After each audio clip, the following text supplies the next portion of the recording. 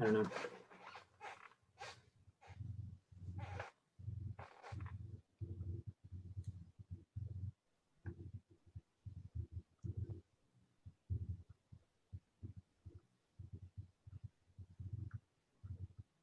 Smith, oh, Carl and Nico.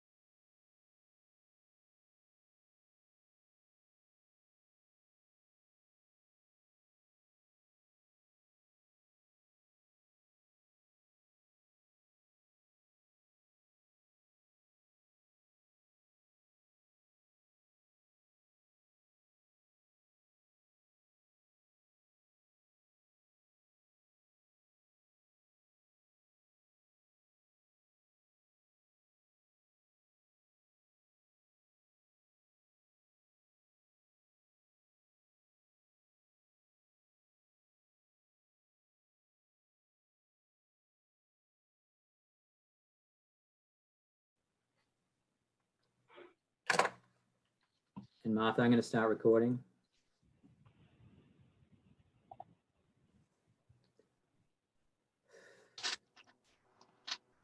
Chuck, can you hear me? Who is this? No. Brad Latham? Brad Latham. Hey, Brad. Yes. Hi. Oh, great, thank you.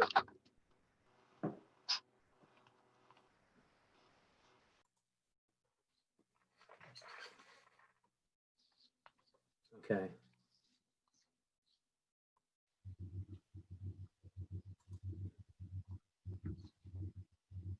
Everyone's in or getting in? All right.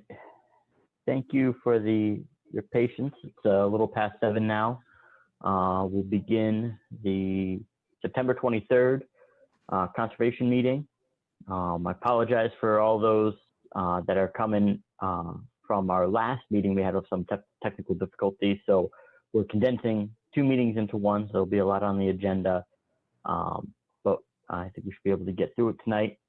Before we get moving, I want to turn it over to Chuck Tirone, our conservation administrator, to walk through kind of how the Zoom meeting works. We've been doing this for a while now, so hopefully we've got a little bit of the hang of it, but it doesn't go without some lessons of each time. Chuck, I'll let you take over. Sure. Hello, everyone. This is Chuck Tirone, Reading Conservation Administrator. Consistent with the governor's order suspending certain provisions of the open meeting law and allowing us to adhere to social distancing requirements during the COVID-19 crisis, the Town of Reading Conservation Commission meeting is being held virtually via Zoom meeting for audio and video participation. The Conservation Commissioners, applicants and their representatives, and the public. During this meeting, myself or the Conservation Chair will unmute the commissioners, applicants, and representatives on a share video. These controls are in place to ensure that tonight's meeting is safe and effective. At this time, I will conduct a roll call to confirm that all members are present and can hear me. Mike Flynn, Conservation Chair. Mike Flynn, Chair, here. Anika Scanlon, Vice Chair. Anika Scanlon here. Dave Finette, Commissioner. Dave Finette here. John Sullivan is not going to show up at the meeting tonight. He gave me a call earlier today. John's here. Scott's not Oh, John showing up. made it. Scott's not showing up. I think Scotty. Becky. Scott, oh yeah. Then John Sullivan's here. And then Carl Saccone, Commissioner. Carl Saccone, Commissioner. Martha Moore, Commissioner. Martha Moore here. Scott Keefe, we've just confirmed he's not here. Nicola Meserve, Associate Here. Commissioner. And Here. Taya. And I don't Tay is see not it. here. I think I see Tay here. Sure. Thank you, everyone. Please note that this meeting is being recorded. Also be aware that other folks may be able to see you. Anything that you broadcast can be captured by this recording. All the materials for this meetings are available on the Conservation Division page, and I recommend that commission members and the public follow the agenda as posted on the Town of Reading website unless otherwise noted. However, because this meeting is being conducted remotely, I advise applicants in particular that the commission cannot discuss or consider documents which are not previously posted. Information may, however, be presented orally. Similarly, members of the public are encouraged to provide written public comments, but should understand that not all participants nor all commissioner members will be able to see the written comments during the course of this meeting. Before we get started tonight's agenda, I'm going to cover some ground rules for effective and clear conduct of our business to ensure that accurate meeting minutes.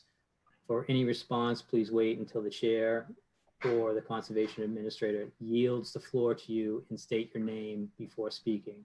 After the commission makes their remarks, these have been addressed by the applicant. The chair or conservation administrator will afford the public comments as follows. The chair or vice chair, the chair or conservation administrator will ask members of the public who wish to speak and to identify their names. Once the chair and the conservation administrator have the list of public commenters, the chair will call each one by name and afford them 4 minutes for comments. The applicant may be requested to respond by the chair or the administrator. After public comments, The chair will once again go down the list of commissioner and invite each one of them to provide further comment, question, or motions. Please hold off until your name is called. Finally, each vote is taken during this meeting will be conducted in a roll call vote. That's all I have. Chair Flynn, back to you. Great. Thank you, Chuck. As always, thank you for getting this together. It takes a lot of work to do this online, and Chuck's always got us ready to go. So we'll get moving on to the first item on the agenda. This is 36 Whittier Road.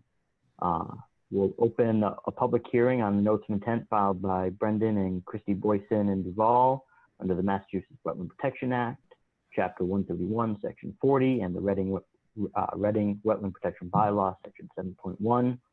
The project includes constructing a 21-foot by 18-foot building addition and 10-foot by 16-foot wooden deck attached to an existing single-family dwelling within the 100-foot buffer zone to a BVW.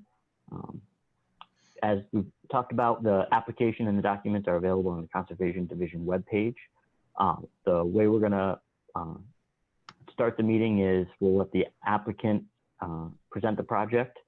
We'll open it up to the commission for questions, and then we'll open up for public comment. If you have some comments, right now everybody in the public is on mute. There's a raise your hand feature. Please feel free to use that. If you feel like you weren't able to get in public comment, we will have the ability to submit questions or comments to the Conservation Commission. You can get the email or comments through our Conservation Division webpage after this meeting. The application is under map 22, lots 50, DEP file number 2700736.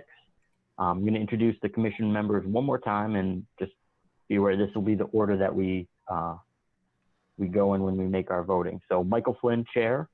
Anika? Anika Scanlon, Vice Chair. Martha? Martha Moore, member. David? David Panett, Conservation Commission member. John? John Sullivan, member. Carl? Carl Saccone, member. And Nicola. Nicola Meserve, associate member. Great.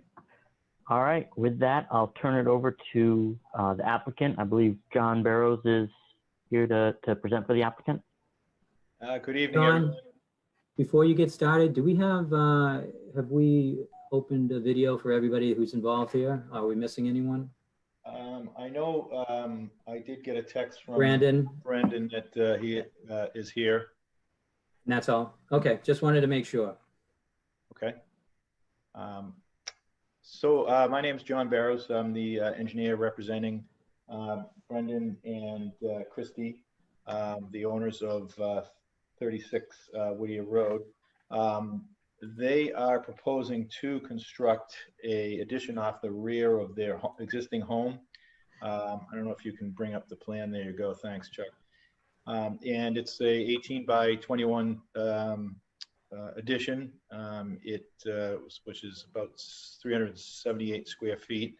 Off of that addition, they are proposing a open wooden deck, which, as you can see, is 10 by 16. It is going to be located in an existing lawn area behind their home.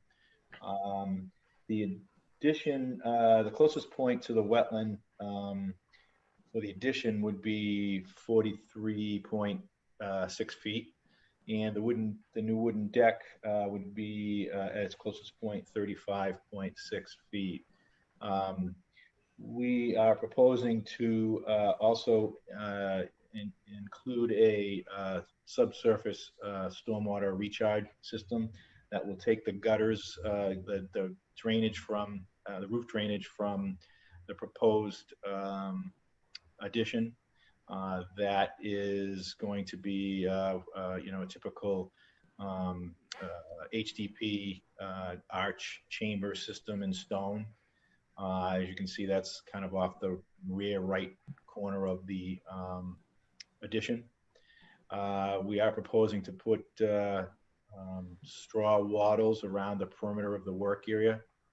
As you can see, that's kind of, yeah, noted as Chuck is following there. So I think it's pretty straightforward. I don't know if anybody's had a chance to go out there, but in the notice, there are some pictures showing the backyard and I think we have got a picture of the wetland area, which is an intermittent stream that was flagged by Norse Environmental, and the survey was prepared by Steve Malashuk, which I used for the grades and the location of the wetlands. I think it's pretty straightforward. If anybody's got any specific questions, I'd be happy to answer them. And as I mentioned, the homeowner is with us tonight too, so if you need any more details on the addition, I'm sure he'd be happy to fill you in. So I'm going to turn it over to the commission. I do have just some quick questions for myself to clarify a little bit of understanding on the proposed project. So, and I probably wouldn't have asked this, but the way you access the garage is a little unique. It's got like a walkway that enters at the second level. Is the proposed deck at grade, or is that supposed to be elevated at the same level as the two-story garage? It's going to be at the second, basically well, it drops off, so that is the first story actually because of the drop off. Okay. There is a semi walkout with a bulkhead in the back. It's not going to be connected to the garage, and it's my understanding that walkway is going to be removed. That's correct. Yeah, the walkway is going to be removed. All right. So just in line with that, what's going to be underneath the deck? The proposed deck, essentially, you'll be able to walk underneath it. That's correct, isn't it, Brendan? Yes. Yep. What's going to be underneath the deck? Well, a portion of it, there's actually existing pavement for the very beginning of it. You can see kind of a highlight of the paved where there's a paved area. So I would imagine it's probably going to be crushed stone underneath that, typically, since the grass won't grow. Yep. Yeah, that's the plan. Okay. That's before I moved on to the rest of the commission. I wanted to just kind of frame that in my mind, because on paper you see that, but then when you get out there and you see the way that walks across the second story, the two-story garage, I figured this was elevated. So I may have another question, but I'll turn it over to the commission first. Dave, do you have any questions? When I was out there, I suggested to the homeowner that he add the fence, replacement of the fence to this project. Because he had said to me that they were gonna replace that for the dog. So I had suggested that he add that. It's gonna be in the same position. Yeah, exactly. I mean, the fence is falling apart. I'm sure that everyone was back there that saw it. We had a tree fall through it a couple of years ago, and it's just had a lot of wear and tear over the years. So our intention was to put a fence in the existing footprint, just because I have a dog and one small child now and another small child on the way, just to make sure, they don't get past that. But that was the intention for the fence.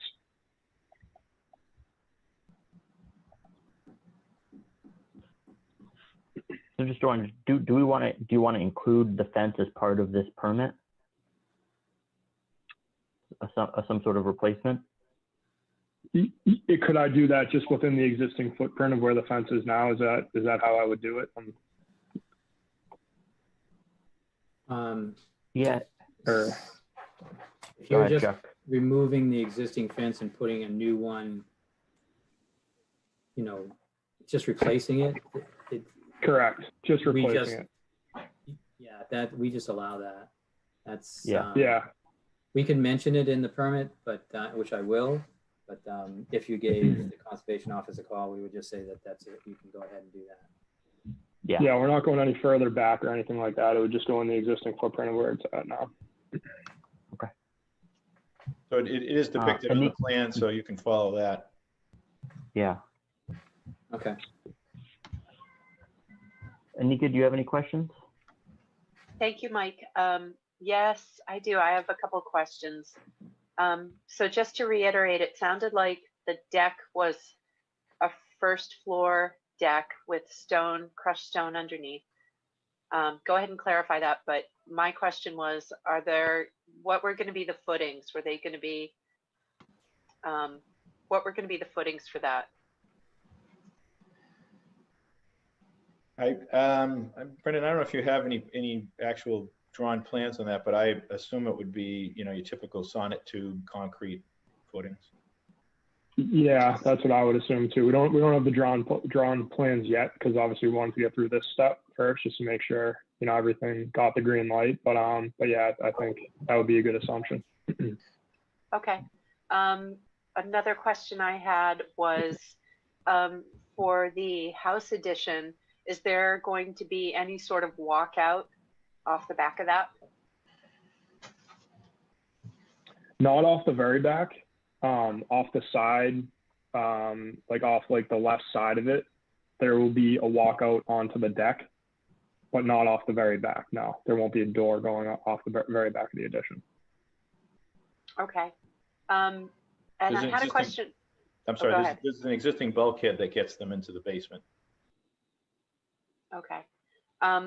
For the infiltration area, the stormwater recharge system, you described like HDPE arch with stone. Is that like a storm scepter?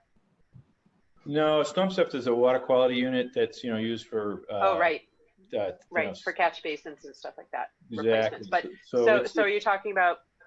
Yeah. Go ahead and describe it. Yeah. So I don't know if you heard the word Cultec before, or Yeah. those are different brands. And it's basically just, it looks like half a pipe cut off. Yeah. It's an arch, and these are about a foot high, about 8 feet long. And there's a section on the plan. If you look at the top corner of the plan, it gives you like a cross section of what it would be. Okay, I see It's it. about 3 feet wide, about a foot high, and that would be in an envelope of crushed stone. Okay, and so let's see, those are about how deep? Those go to be. Well, the culvert's about a foot deep, or the arch is about a foot deep, 2.5. and it's going to be sitting on about 6 inches of stone, and then So 2.5. It's like from ground surface to the bottom of the stone. It looks Right. like about 2.5, and you're in 107. So you've got some good clearance from groundwater. Yeah, groundwater is roughly around wetland grade, which is around 103-ish. So well, a little bit below one's maybe like 102.5. So we've got a couple feet of separation to groundwater there. Yeah, it's not good. That's a pretty shallow system.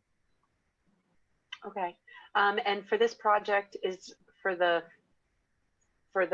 construction of the addition, is there going to be a significant? I mean, you're going to excavate it's going to be a full foundation, you said. So I had a question about construction access and where all that soil was going to be. What was going to happen to the soil after it was taken out? Well, there's going to be a little bit of excess, so they'll have to truck it. It shouldn't be too much because the grade does drop off, and so it's not going to be a real deep basement. Got it. So, but it would have to be trucked off site. Okay, I'm all set. Thank you. So John, let me follow up on that last question. Is it going directly into a truck, or is there a stockpile area on this plan for the? To be honest with you, I don't think anybody's really thought about that yet, but where we have such limited area, I would imagine, and it's really not going to be too much soil, that I would think that the excavator would be able to, have a small dump truck that he could move it into right away. And the access. Yeah, to my brother's actually going to be the one digging the foundation, and he has a small enough dump truck to back up into the backyard to be able to load that right into the dump truck. Okay, and he's getting in through the right-hand side. Is that correct? Is that the access? Okay. Yep. So one of the conditions that'll be on the order would be that he couldn't park the truck back there overnight. So he'd have to pull it up Mhm. front, just in case something unforeseen happens. Yep, definitely.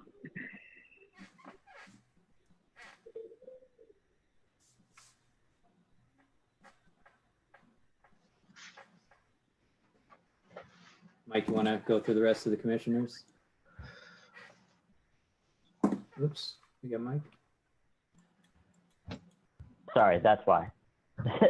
John or Carl, do you guys have any questions? Yeah, I'm I've mute. got a quick one, Mike. On this plan, looks like there's a patio kind of behind the proposed deck. Is that existing now, or is that part of this project? That's existing. Okay. Yeah. It used to be a greenhouse, and it just looks like a patio now, just because we took the greenhouse out and we just left the floor, or Okay. I should say the bricks of it. So we're going to take those out too. So that patio is getting removed? Is that what, Y- did I just yeah, hear you it's say just, that? it's just concrete blocks. So we'll just take those away from like where it is now. Yeah, so patio at the deck, okay. Carl? No, I just had one question about the a door from the addition, but I think Anika covered that question. Just was wondering if there'd be a future landscaping, behind it. But sounds like the deck is the party zone, so I think that's it. Hmm. Are there steps down from the deck? Yeah. The intention would be to have a couple, like 2 steps down from the addition to the deck. Okay. But then, Yeah. Mike, you're saying yes. So then, how do you get from the deck? Can you get from the deck down to the concrete drive, or no? To the ground? Right. Yeah. So the intention, I think, would be there would be stairs in the front of Okay. of the deck, like closest to the driveway, to get you to the driveway. So that would be the entry point, from the driveway through Yeah. the deck into that big family room that we're gonna have back there. So that brings up a good point that the stairs aren't shown. I guess if you went towards the driveway, we could, usually when we ask for an as-built plan, they're going to show what's there now. Are you thinking at any point to put stairs down towards the back into the backyard from the deck? I don't believe so. No.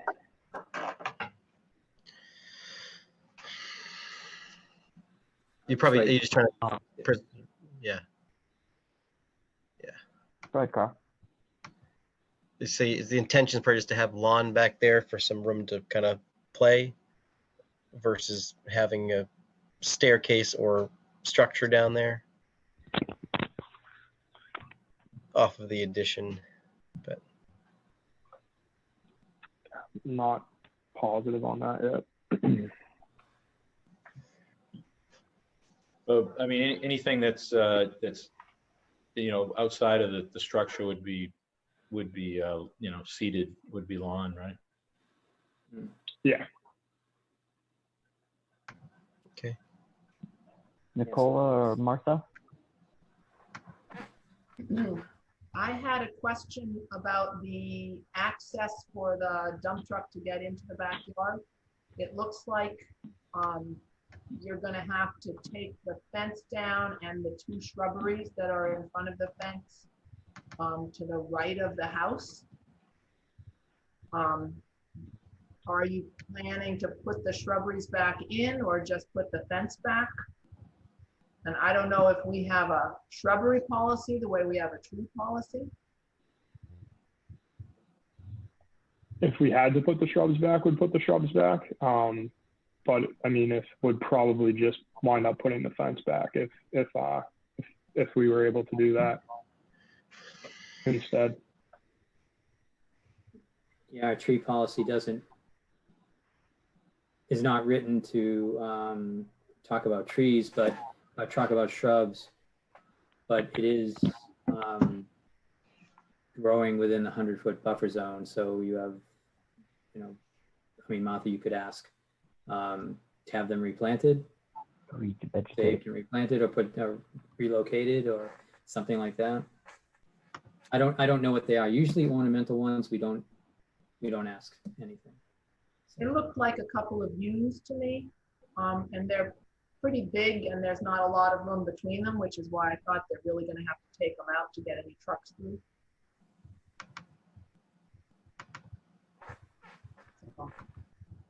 Are you, Brandon, are you thinking of planting anything once this project is over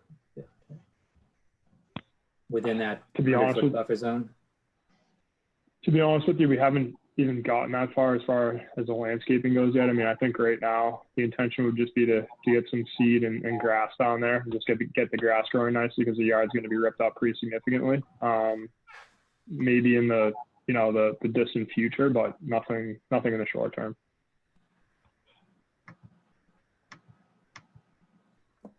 That's all I had. Nicola? My questions have been answered, thanks. John, I have one question.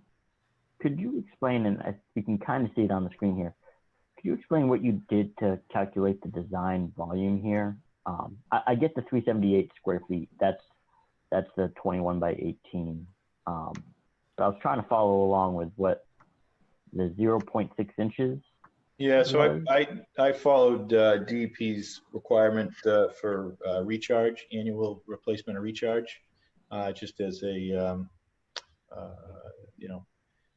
as a guideline.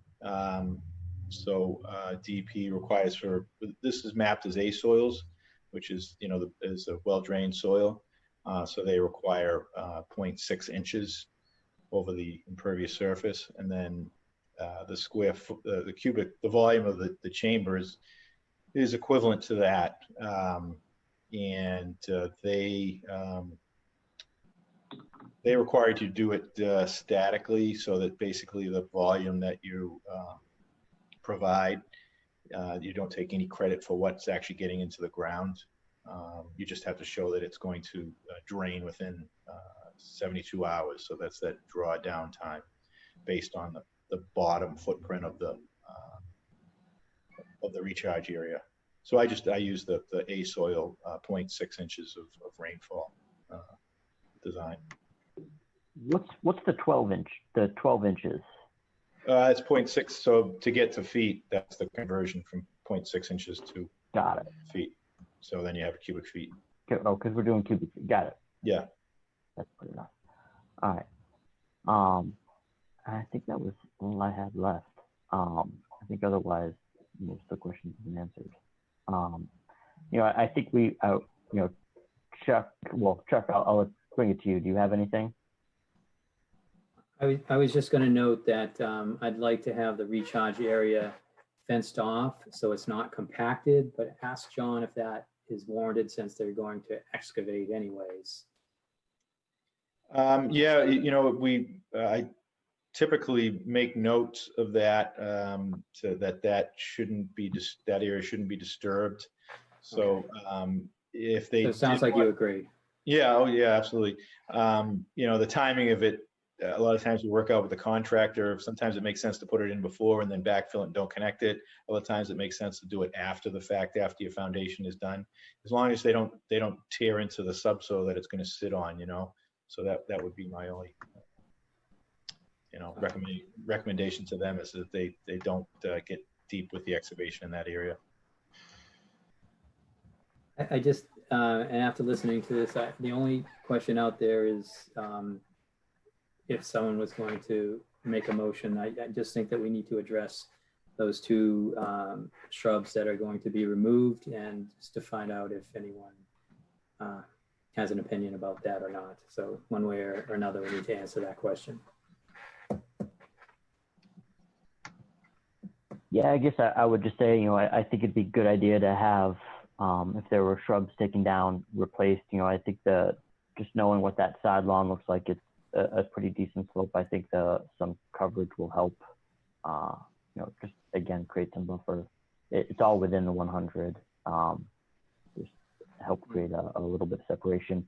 The other thing that I had, Chuck, just kind of open items or items that I want to make sure are in the conditions is that if there are steps, that they need to be off the front of the deck and not the back. And that, if the patio area, the existing patio area is moved, that it is lawn and seated. Mike, let me just clarify that question about the steps. Yeah. I mean, that's what was represented here. If there was a change, the applicant could come back and bring that change to the commission, correct? So if you wanted to have them off the back in the future or during the project.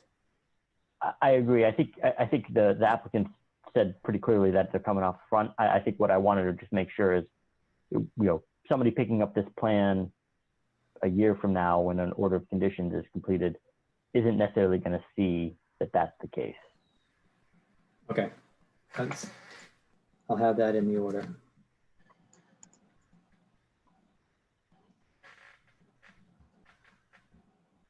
All right. With that, I'll open it up to the public.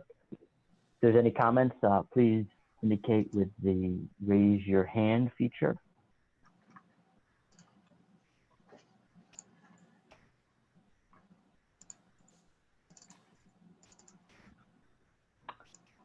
I'm seeing none. All right. I would suggest at this point that, it seems like, unless there's any other items from the commission, it seems like it had a lot of questions answered. It seems relatively straightforward. However, this is the meeting just opened today. Our policy with COVID, particularly with notice of intent, has been not to close the meeting on its initial hearing because it allows the public a little bit more time if they wanted to send some additional comments to the commission in between the meetings. My suggestion at this point, although I think we feel like we've got the answers, is that we continue, but I'm open to comments. So I was contacted by the homeowner and after the last meeting, and I guess they're on a pretty tight schedule, and this, this is important to them to get in before the frost. And I think that they're going to request that we close an issue tonight and expedite this in this case. I don't know if Brendan wants to say anything about that, but that was my feeling, and I understand.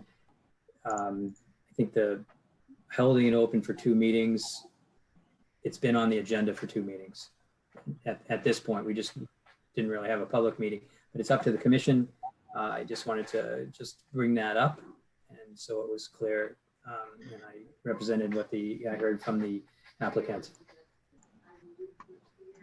Yeah, thanks, Chuck. Just to say something real quick. So we're on a pretty tight time frame, as Chuck mentioned, trying to get everything weathertight before the winter. When we started this whole process, we recently found out we're having a baby in the spring. So we're trying to make sure that we have everything kind of wrapped up in advance of that. So a big piece of that is going to get everything, weathertight before we hit the winter, so we can get all the finish work done over the winter, and then ideally have everything wrapped up by the spring when baby number 2 comes along. So if you guys could take that into consideration, I'd appreciate that. And Chuck, thank you for bringing that to everyone's attention.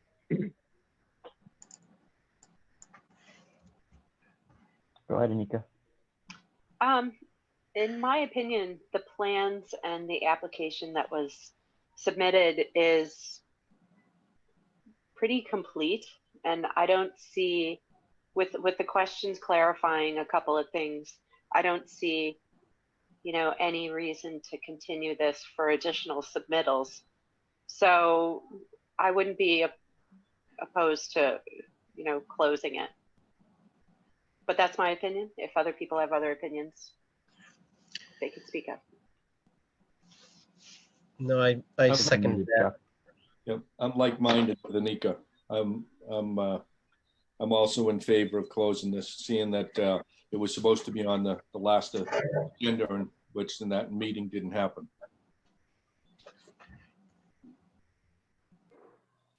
Okay. Yeah, I mean, I think that shouldn't be out of the question. You know, this isn't out of the question considering the project and considering the completeness of the application. That this one in particular is something that we look at and seems relatively straightforward enough. That's where we're headed. I'm fine with that. Do I hear well, Chuck, I guess my one question is, from an order standpoint, this probably is just our standard order of conditions with the 2 additional conditions that we just talked about earlier, right? Yes. Okay. I have a list of, not a real list, but no compacting in the area.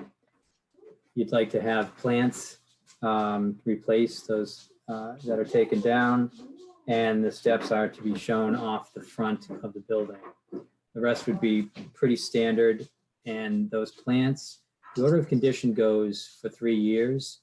So you could wait 3 years to plant, but you might want your occupancy and certificate of compliance prior to that. So maybe next spring you could think about planting either, and how are we going to call this? Just 2 additional shrubs? Or, I mean, that seems fair. So 2 additional shrubs for the 2 that are taken. So that's what we're looking for. And they have to come off the native plant list, which is on the Conservation Division page. And that can go, it looks like it can go anywhere within the 100-foot buffer zone. So that would be the entire backyard and most of the front yard too. Chuck, can I make a friendly amendment to Mike's suggestion about the stairs? And that the stairs, if they were to be put off the back of the deck, that they are placed parallel with the major axis of the deck with the street and not go back towards the wetland. So I think if you put the stairs parallel with the major axis of the deck, you're still going to be well away from the 35-foot line in the back of the house. Okay. But that being said, it's still, the applicant could come back and. Yep. Yeah. Okay. So Right. I think with those things in it, do I hear a motion? I'll make a motion to close. Second. Michael Flynn in favor? Anika Scanlon in favor. Martha Moore in favor. David Panett in favor. John Sullivan in favor. Carl Ciccone in favor.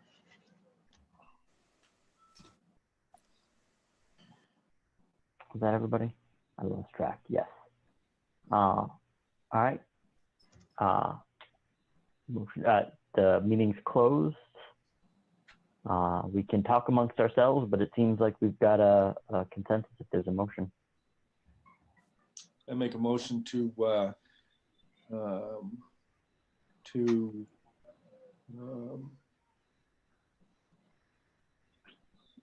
place order conditions, Issue. issue order conditions. Yeah. I'll So second. it's for, yeah. Sorry, Dave. It's for 36 Whittier Road. 36 Whittier Road. Yeah, 270-0736. Yeah, what you said, Chuck. Okay. I'll second Dave's motion. So eloquently stated. Michael Flynn, 4. Anika Scanlon in favor. Martha Moore in favor.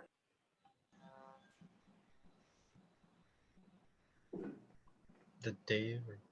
David Panett in favor. John Sullivan in favor.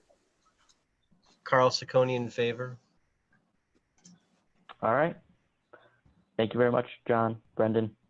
And Brendan, let me just, Thank you. and John, just remind you that there's a 10-day appeal period. Sure. You have to wait for that.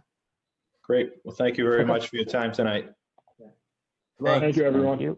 Really appreciate it. Have a great night. Thank Have a you. good night. Take Have a care. good one. Bye-bye. Thanks.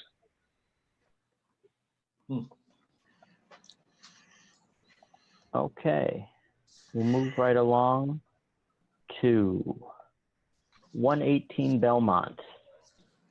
This is to open the public hearing for a notice of intent filed by Adam Sperling under the Massachusetts Wetland Protection Act, Chapter 131, Section 40 of the Reading Wetland Protection Bylaw, Section 7.1. The proposed project is to raise an existing patio, install an in-ground pool, patio fence, and associated utilities. All the work is within the 100-foot buffer zone to the BBW.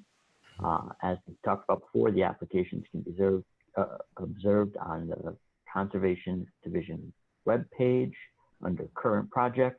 And this is map 28, lot 12, DEP file number 2700737. We'll open the hearing. This is going to run the same way. We'll let the applicant explain. We'll open up the commission, and then we'll take some public comment. So we'll turn it over to the applicant. Chuck, do you have So it's Steve Erickson, and I'm looking for the Representative Steve Erickson and Adam. Oh, Adam's right here. Okay, let me turn him on. Adam's like, Well, good evening. I'm Stephen Erickson from Norris Environmental Services. This is a installation of a pool. Have you got the plan there, Chuck? sure. Is that Adam's iPad? Is that Adam Sperling? It is. I'm Okay. here. Thank you. Sure. Let me pull up the pool. And,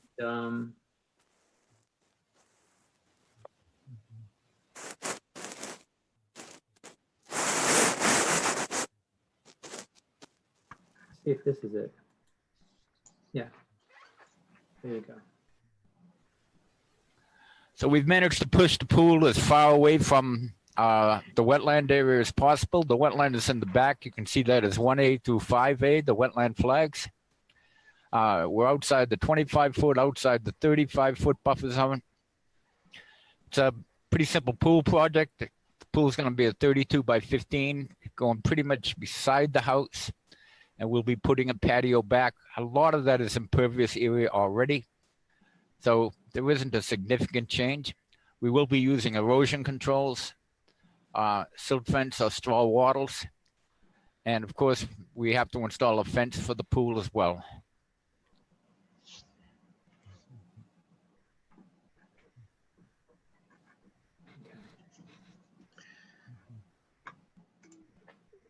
I can. Yeah, I don't know what happened to Mike. So I have. Sorry, I keep on putting it on mute, and I'm forgetting that it's on mute. Sure. All right. So this one seems pretty straightforward to me. It seems like, from what I have seen, I mean, the pool was moved basically as far as away as you could from the wetland and still keep it, in the backyard in a reasonable area. But I'll open it up to the commission. Carl, it looks like you've got some comments. Yeah, I guess I would just jump off at the point like the last conversation of, pretty big hole, where's the cut going? Will it be immediately moved off site or stationary for, a time or, so I guess just what that construction sequence might be from that point of view.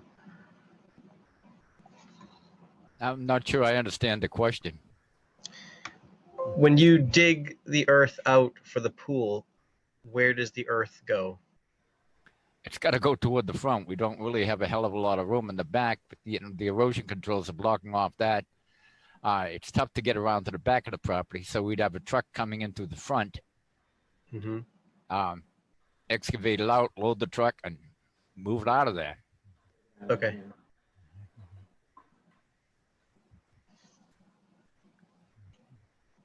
Is it going to be stockpiled for any amount of time, Steve, or is it going right into the trucks? It might be stockpiled for a short period of time, but not for a whole day or anything like that. It'll only be for a few hours at the most. Sure. we don't have a lot of room for stockpiling there.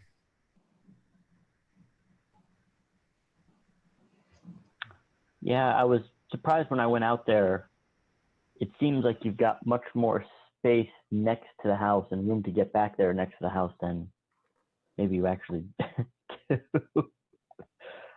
Steve, are there trees coming down as part of this? I think there were some pines in the back. The trees in the back won't have to come down. The trees in the area of the front where it says landscaping, right out there, those will obstruct the access to the parcel, so those may have to come down. How many trees and did you look at the tree policy and are they 6-inch DBH or less? I'm familiar with the tree policy. I don't remember the diameter of the trees. The ones in the front are pretty small, Chuck. Yeah. I don't know if there's anything really in there. Go ahead, Adam. Yeah, this is Adam. This is Adam Spur. Can you hear me, the homeowner? Sure. Yeah. Yeah. Yep. Actually, we can go just to the left of that, and we can have access without touching any of that landscaping. Okay. We can come in from the property line on the left and make it back there without touching that landscaping. Correct. And so the large evergreens that are parallel with the property line on the left, those are to remain as well? Those will have to come out, and then we will replant them. Mm-hmm. Okay. You know how many there are? The front of the house, the landscaping on the front of the house won't be touched. No. Yeah. No, Chuck. So it's tough to see, and I just pulled this up in the street view because that's what I thought. I thought there were evergreens right in the area of the pool. Do you know how many there are? It's maybe I can. Well, Adam, didn't you just say they're coming out and being replanted? There are two on the side of the house that will have to be moved and then replanted. But where it says the word landscaping in the front of the house, that would be untouched. Mm-hmm. So, I want to comment that the landscaping area looks to be outside of the 100-foot buffer. It's true. The 100-foot buffer is shown just beside that area where it says landscaping. Yeah, I it's mean, right that line is shown on the plan. Mm-hmm. So the evergreen trees are within the 100-foot, so we know that at least, right? Then. Yes. Okay, I just hijacked it. So these are the evergreens that I was wondering about. So Adam, there's two back there. two back there. Yeah, they're right where where your arrow is right now. Mm-hmm. Not replanting those trees. That would be yeah.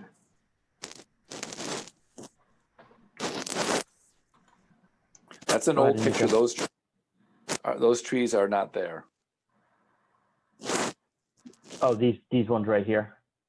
No, the ones further back. Yeah, those where your arrow just was. Those trees aren't there anymore. So the decorative one right by. Yeah, the decorative tree right by the sidewalk, that is there. Mm-hmm. Okay. My impression was that there was a fence going out from the side of the house with some maybe arborvitaes as landscaping in front of the fence in the area that you were just looking at, further back. Yes. And you're going to take that fence out in order to get the trucks in and out to do the pool. Right, I'll take the fence out. They'll put the pool in, then I'll have to obviously put the fence back.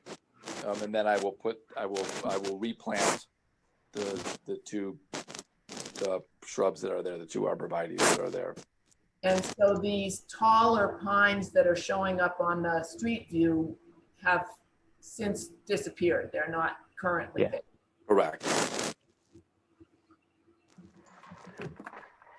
Go ahead, Carl. Where will the proposed pool utilities be?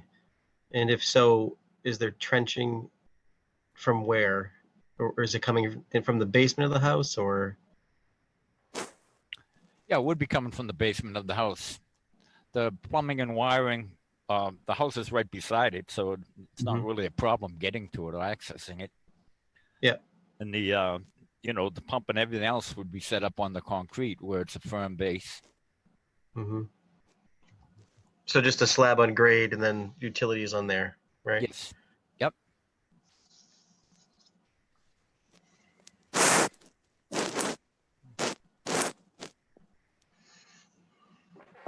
Okay. Any other comments? Yeah, I have one question. The silt fence is shown as going right along the property boundary. But if you're trying to get trucks in beyond, are they gonna have to go through where the silt fence is marked, coming in from further, like coming across the neighbor's front yard or anything like that? Should we move the silt fence out? If we move the silt fence temporarily, it could be put right back in place again. I mean, off to the side, it wouldn't really matter. It's toward the back that's more important. So right now, Martha, it's running right along the property line and then comes across the back. I guess I don't understand what you were thinking. If the trucks are coming in and avoiding the landscaping in the front, they might need to go over the lot 39 property at the street. And the silt fence would be right where they'd have to be coming in on the diagonal to get to the pool. Yeah. So yeah, I think that's something that can be cool. I mean, generally, Chuck, you've got a condition in there to observe the installation or make sure it's in the correct spot.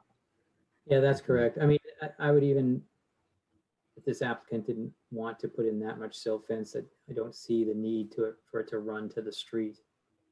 Just really needs to be towards the back, and you could really just kind of put it, capture it right towards the back. up Yeah, until here, capture maybe. the pool area. I'd be satisfied with. But since we're talking about erosion control, we're not going to accept straw wattle. For this, if you wanted to do mulch sock in the area where the excavation is happening, you'd have to put in like the orange construction fence also, but then you could just do the mulch sock and just tie that back into the house wherever you felt like it. We could just use the silt fence, whichever you would prefer. Yeah, so we asked for silt fence and something, either straw bale or mulch. And I was just saying we don't allow just the sock, the straw wattle. It's too light in this situation. So those are your choices. And it will have a pre-activity meeting. We can go over it, but don't get your heart set on the straw wattle. I guess that's what I'm trying to say. That was my only point. So Chuck, you're saying it would be okay if they stop the silt fence at about the point where it says proposed 6-foot fence on the plan? And it doesn't have to go all the way out to the street? It doesn't. I only need a barrier between the work and the wetland, not between the properties. Cool. Go ahead, Anika. Yeah, thanks, Mike. I have 3 questions. One of them was, in the notice of intent, there was some discussion about raising the patio, which told me that maybe on the portion of the patio around the pool closest to the wetland, there might be some sort of retaining wall or something that just gave me the impression that there's some additional height at that, now that I see the plan, thank you, the southern end of the patio. So I had a question about additional fill coming in and what the edge of that patio is going to be. So that's one of my questions. If it's raised in that area, it won't be raised significantly. I mean, it's just going to be a little bit higher than the existing ground. You can't, you know, you've got to lift it up a little bit because you don't want drainage and water to get into it. So it's going to be a few inches at least above the existing grade, but not enough so, you know, it's not going to be like a foot or 2 feet above the existing grade or anything. Just Okay. To provide some clarification, I think what it said in the notice of intent was raise as in destroy part of the existing patio. Yeah, I guess it was a spell. Okay. I had that Okay. question. It's really Homophone. RACE raise. Yeah. Okay, well then I'll move to my second question. Thank you. On the plan to the left of the swing set, there's this circle, and I'm wondering what that is. You know, I was wondering that myself. I don't really know. I can't answer that question. Does the property owner know? It's a tree. Adam. That's the tree. That's a tree, Adam? Okay. Yes. Okay. Okay, thank you. And another question I had was, so this pool and this patio are increasing the impervious area here on this lot. Is there any proposed mitigation to offset for that change in land cover? No, but typically a pool has 6 inches of freeboard. So if there's a serious rain event, it can hold 6 inches of water, which is far more than you would normally infiltrate. So no, it isn't a significant enough amount of an increase in area to worry about infiltration. It's like less than 370 square feet, I think. I'd have to calculate that better. But I don't see a significant increase in the amount of runoff. And the 6 inches of freeboard in the pool will hold any excess water that comes down during a rainfall event.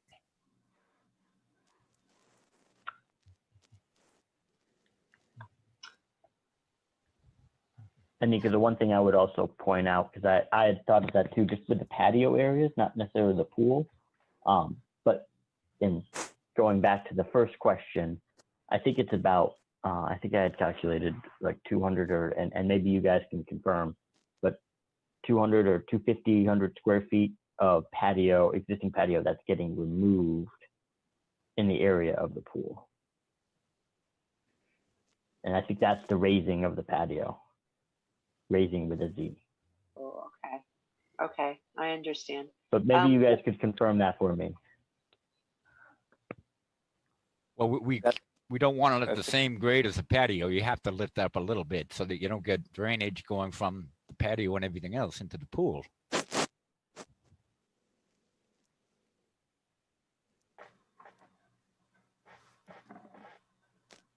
I guess my question, Steve, was you're getting rid of some impervious area or some area that's already impervious because there's a patio. Is that correct? That's correct. Yes. Okay. That's what I'm at. Do you know about how much area that is? I don't offhand, and I don't remember if we included that in the notice of intent. I could calculate that and get back to you on it, but it's not a huge amount of area. Okay.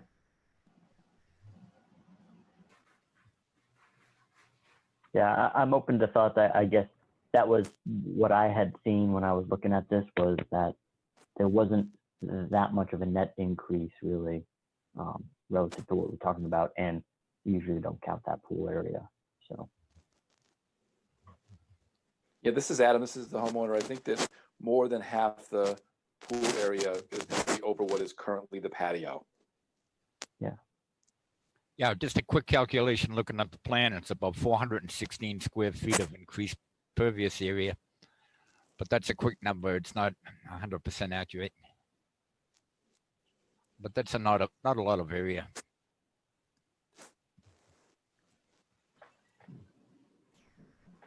The only thing I thought is, I think commonly on projects like this, particularly on the back side, we do occasionally ask for like a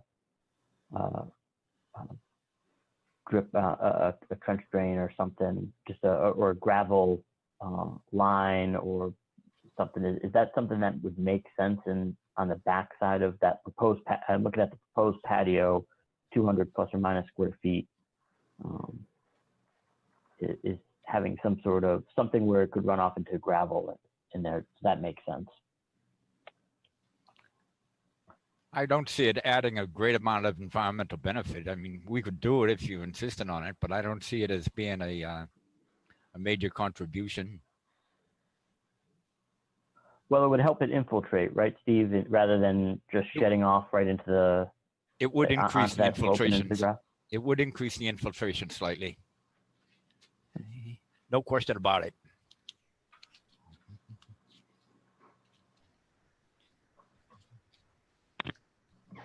Sorry, Adam, looks like you were muted. Go ahead, Adam. Sorry. Yes. Sorry, what was the question? So the area in back of the patio that's marked out as 200 square feet, Yes. You're talking about doing some infiltration, or there was an opportunity just to understand what your plans were for that area. I'm assuming in the back of the pool, in the back of the house, there's existing lawn. You thinking of putting in a flower bed there or something in that proposed patio area that says 200 square feet on it? That was really just, for decking around the pool to be able to walk around that side of the pool. Have any, then the fence would go there. That area is currently grass. Actually, looking at the soil mapping, this is mapped as a Merrimack soil, which is all sand, excessively well drained. So I don't see any possibility of the increase in runoff. By the time the rainfall goes into the lawn out in the back area, it's going to sink directly into the ground. With a sandy soil like that, there's not going to be any increase in the amount of runoff.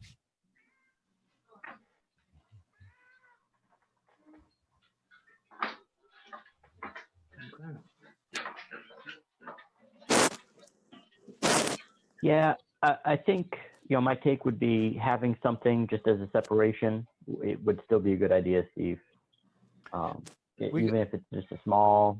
We could put a 2-foot trench there with crushed stone in it, and that wouldn't be a problem. No. We could use a rounded crushed stone on the top so people could walk on it barefoot or whatever if they wanted to, and it wouldn't be offensive or anything. I think that's a good idea.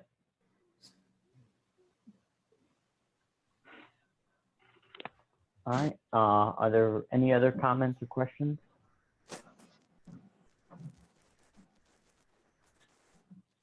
I had to step away from the meeting for a second or two to do something in the house, so I missed the last minute or two, but if somebody was trying to unmute me, and so I was wondering if there was a question.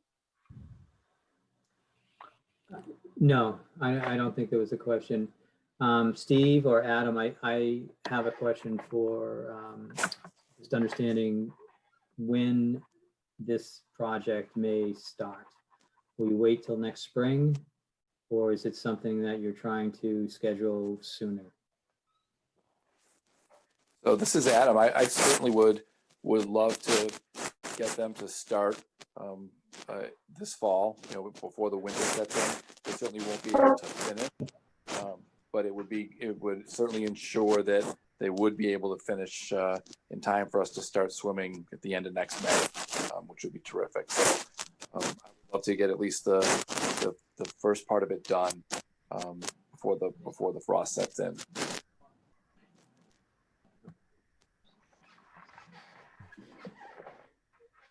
Okay.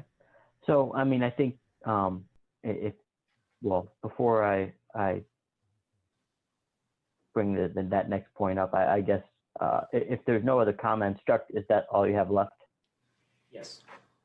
Yeah. I'll open up to the public if there's comments from the public.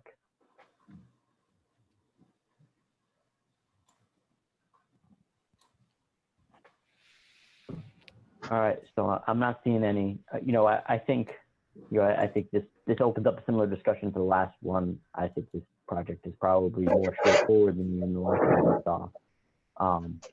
So in light of that, I guess still open this next step up to the commission of what's the preference for what we want to do to move forward.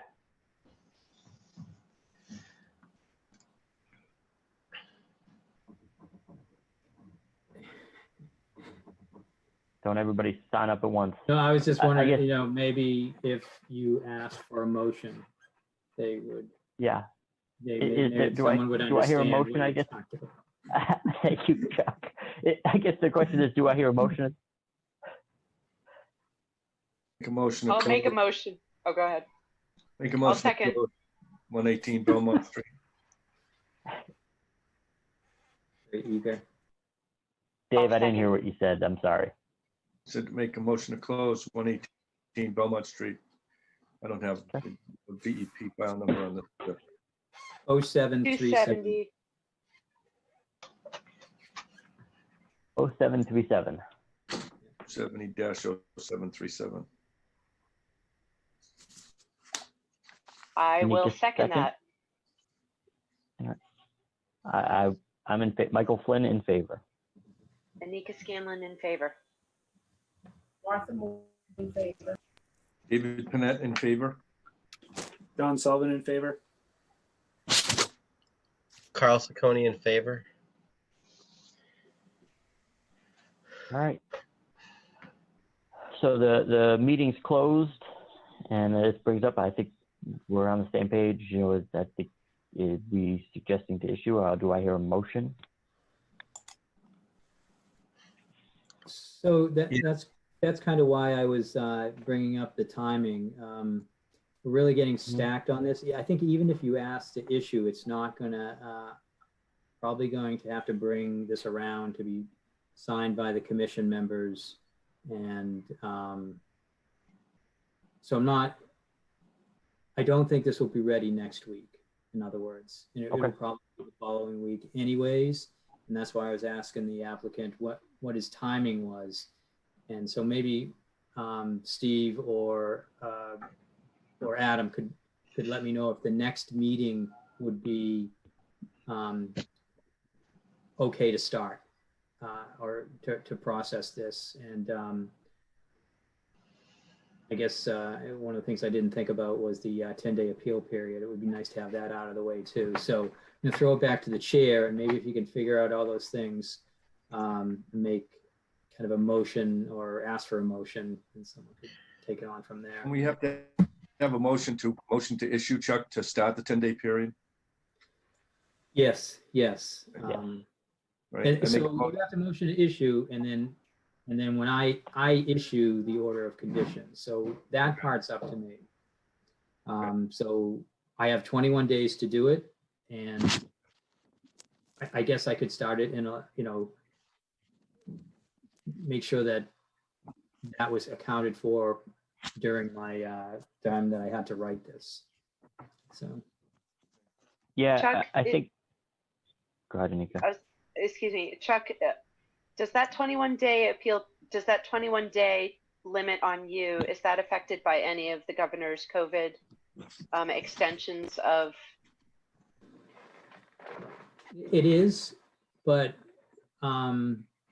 yeah, I wasn't even thinking of that. I believe that the governor's it's like chapter 53 or directive 53. Right. I think that allows us to put things on hold. Not asking for that though. Just kind of trying to understand as much as I can before taking the next step. I just know that I won't be able to even touch it next week. So it would be the following week for sure that I could even start on it. I think, from my standpoint, knowing where we're at, knowing what this project specifically is, I don't have a problem issuing it, knowing that, even if it took you another week or so beyond that, Chuck, to get it together and get it out. At least that gets the 10-day period started prior to us issuing at the next meeting. I mean, that's my take. So I don't, we're closed at this point. I don't see anything else that we're going to be looking for from the applicant. So I don't have an issue with, knowing that, it at least helps start the process. I agree. We would obviously like to move it along as quickly as possible. That 10 business day appeal period ends up being 2 weeks because that is business days. So, we're talking another month. It'll be the end of October before we can start construction. It would be nice if we could get the place kind of leveled out and everything so we can get grass growing again. So obviously we would like to move it along. I understand Chuck is constrained by all kinds of things. So, but that's all right. I don't have a lot of sympathy for Chuck. So he understands that. No, we're gonna, so Adam, I think what we had talked about is when this is ready.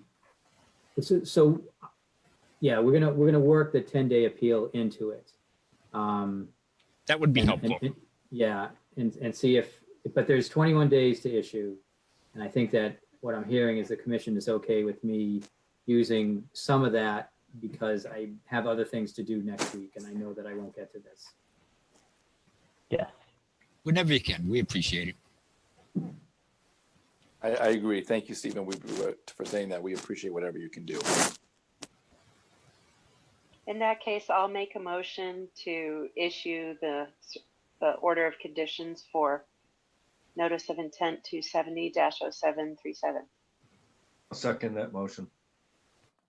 Michael Flynn in favor. Anika Scanlon in favor.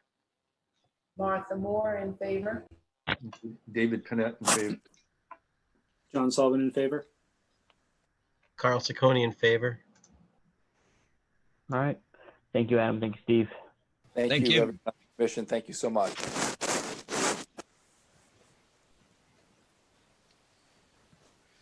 Okay. Next on the agenda is 14 Strawberry Hill Lane. This is open the public hearing for an RDA filed by Brian DiVirgilio under the Massachusetts Wetland Protection Act, Chapter 131, Section 40, and or the Reading Protection Bylaw, Section 7.1. The proposed RDA is to cut down 5 trees, all of which are within the 100-foot buffer zone to the BVW, and a potential vernal pool. This is map 7, lot 193, RDA 2020-10. So I'll turn it over. Just like everything else, the documents here are available on the Conservation Division webpage. And with that, I'll turn it over to the applicant. Hi, everyone. Thank you for hearing us tonight. We're trying to take down 5 ailanthus trees that are overhanging our property, 3 of which are right over our roof line.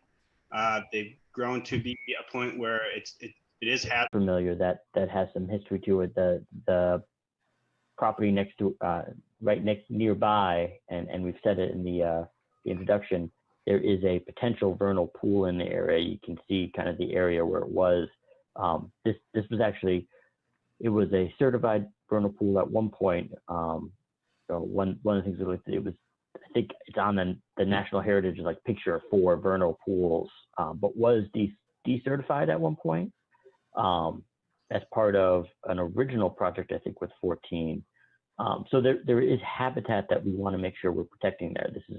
There's still potential that the vernal pool could come back, whether or not it's certified. I look at this though and say the trees make sense to come down, that they are in poor condition, and they don't necessarily seem to be, that they seem like they're in bad shape. You guys were here in front of us now a couple of years ago, and all the green on the plan there were plantings that we had required as part of the project that you had previously, to kind of make some replacements. I am interested, if these are coming down, we've got a letter from a arborist. I am interested if these are coming down to have habitat replaced. I know generally when we've got a project that fits within our tree policy or something that goes beyond our tree policy, we make options for donations to the tree fund, my suggestion here is habitat replacement. I'm for these trees coming down, but something that to go back. And I'd be hoping for, understanding the space, like at least 3 trees to be able to go back and maybe some shrub replacement to make up the difference. But open it up to the commission to see if you guys have thoughts beyond that, or if you were able to see the site and had any other comments. I'd like to make a comment, Mike. I did go out and I visited the site. I did take a look at the trees. I didn't know that of the species of this tree. I would have actually identified it more like a linden tree, but there are splits in the trunks. One of the trunks actually is a split that almost goes 2/3 of the way up the tree.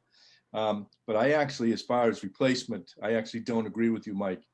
If you take these trees out, there are a plethora of other maple trees that are right around all of these trees that will take, and I think grow vigorously after these are out, plus the trees that were planted, that they planted as part of their other project. So it's not like when these trees come out, there's going to be no trees left in their place.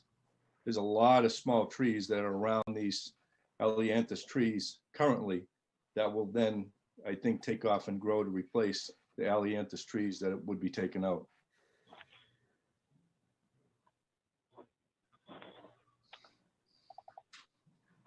All right. Are the ones in front are certainly not going to grow to any sort of size? I mean, I think that was mostly shrubs. Am I wrong, Dave? Oh, there's all kinds of small maple trees that are growing in and around all of the Allianthus trees. The native maple, do you know? Native maple, yes. The native maples. Yes. Because usually the maples I see that really like to take over are those Norways. Norway, yeah. They appeared all to be, and there was a couple of ash trees as well that were in and amongst them as well. In addition to the maple trees that the DiVirgilio's planted in their backyard, I think 3 of which are in front of the trees that are in the rear of their yard. Yeah, that's correct. The 3 that we planted in the rear of the property, which are now covered by tree 1 and 2 on the diagram, they're getting limited sunlight, and their potential to grow is kind of stipend by these trees right now.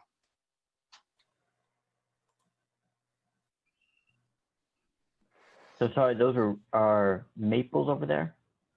We planted 3 maples when we were in front of you guys about 3 years ago for the pool project. You can see the base right there. And those are near 1 and 2. Go back to the plan right now. Yep, those are right in front of 1 and 2. Okay, I thought those were up by the pool for some reason. No, they're right in front of trees 1 and 2.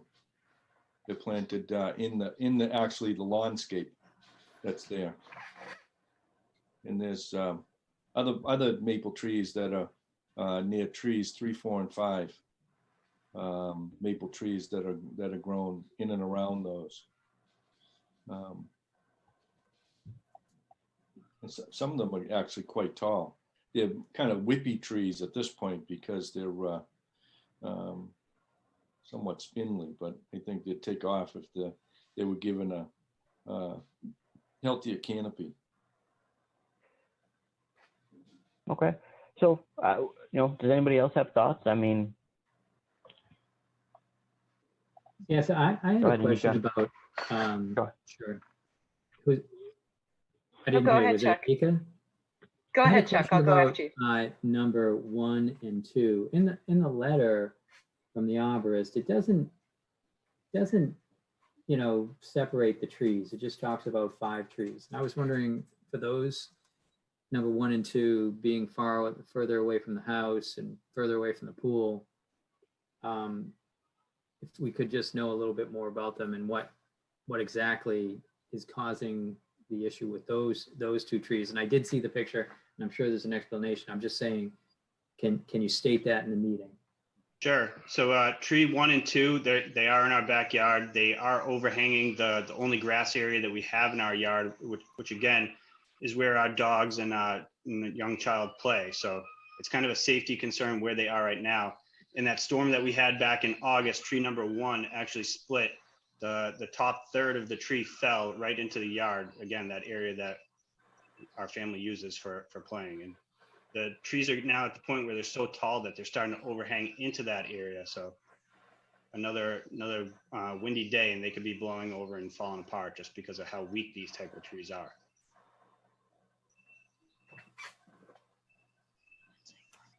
Anika, go ahead. You know, my opinion is I'm in favor of removing invasive species because they do a really good job at deteriorating the habitat. But I appreciate Mike's comment earlier about preserving the habitat. And I know there's been a lot of plantings already on this property. So I guess my question to maybe to people who have been to the site and to everybody really is there any additional space? Is there any gap in the existing established vegetation on the property? You know, either from herbaceous to shrub layer in that range that can also provide additional habitat in lieu of replacement of the trees, because we want the native trees that have already been planted to really develop.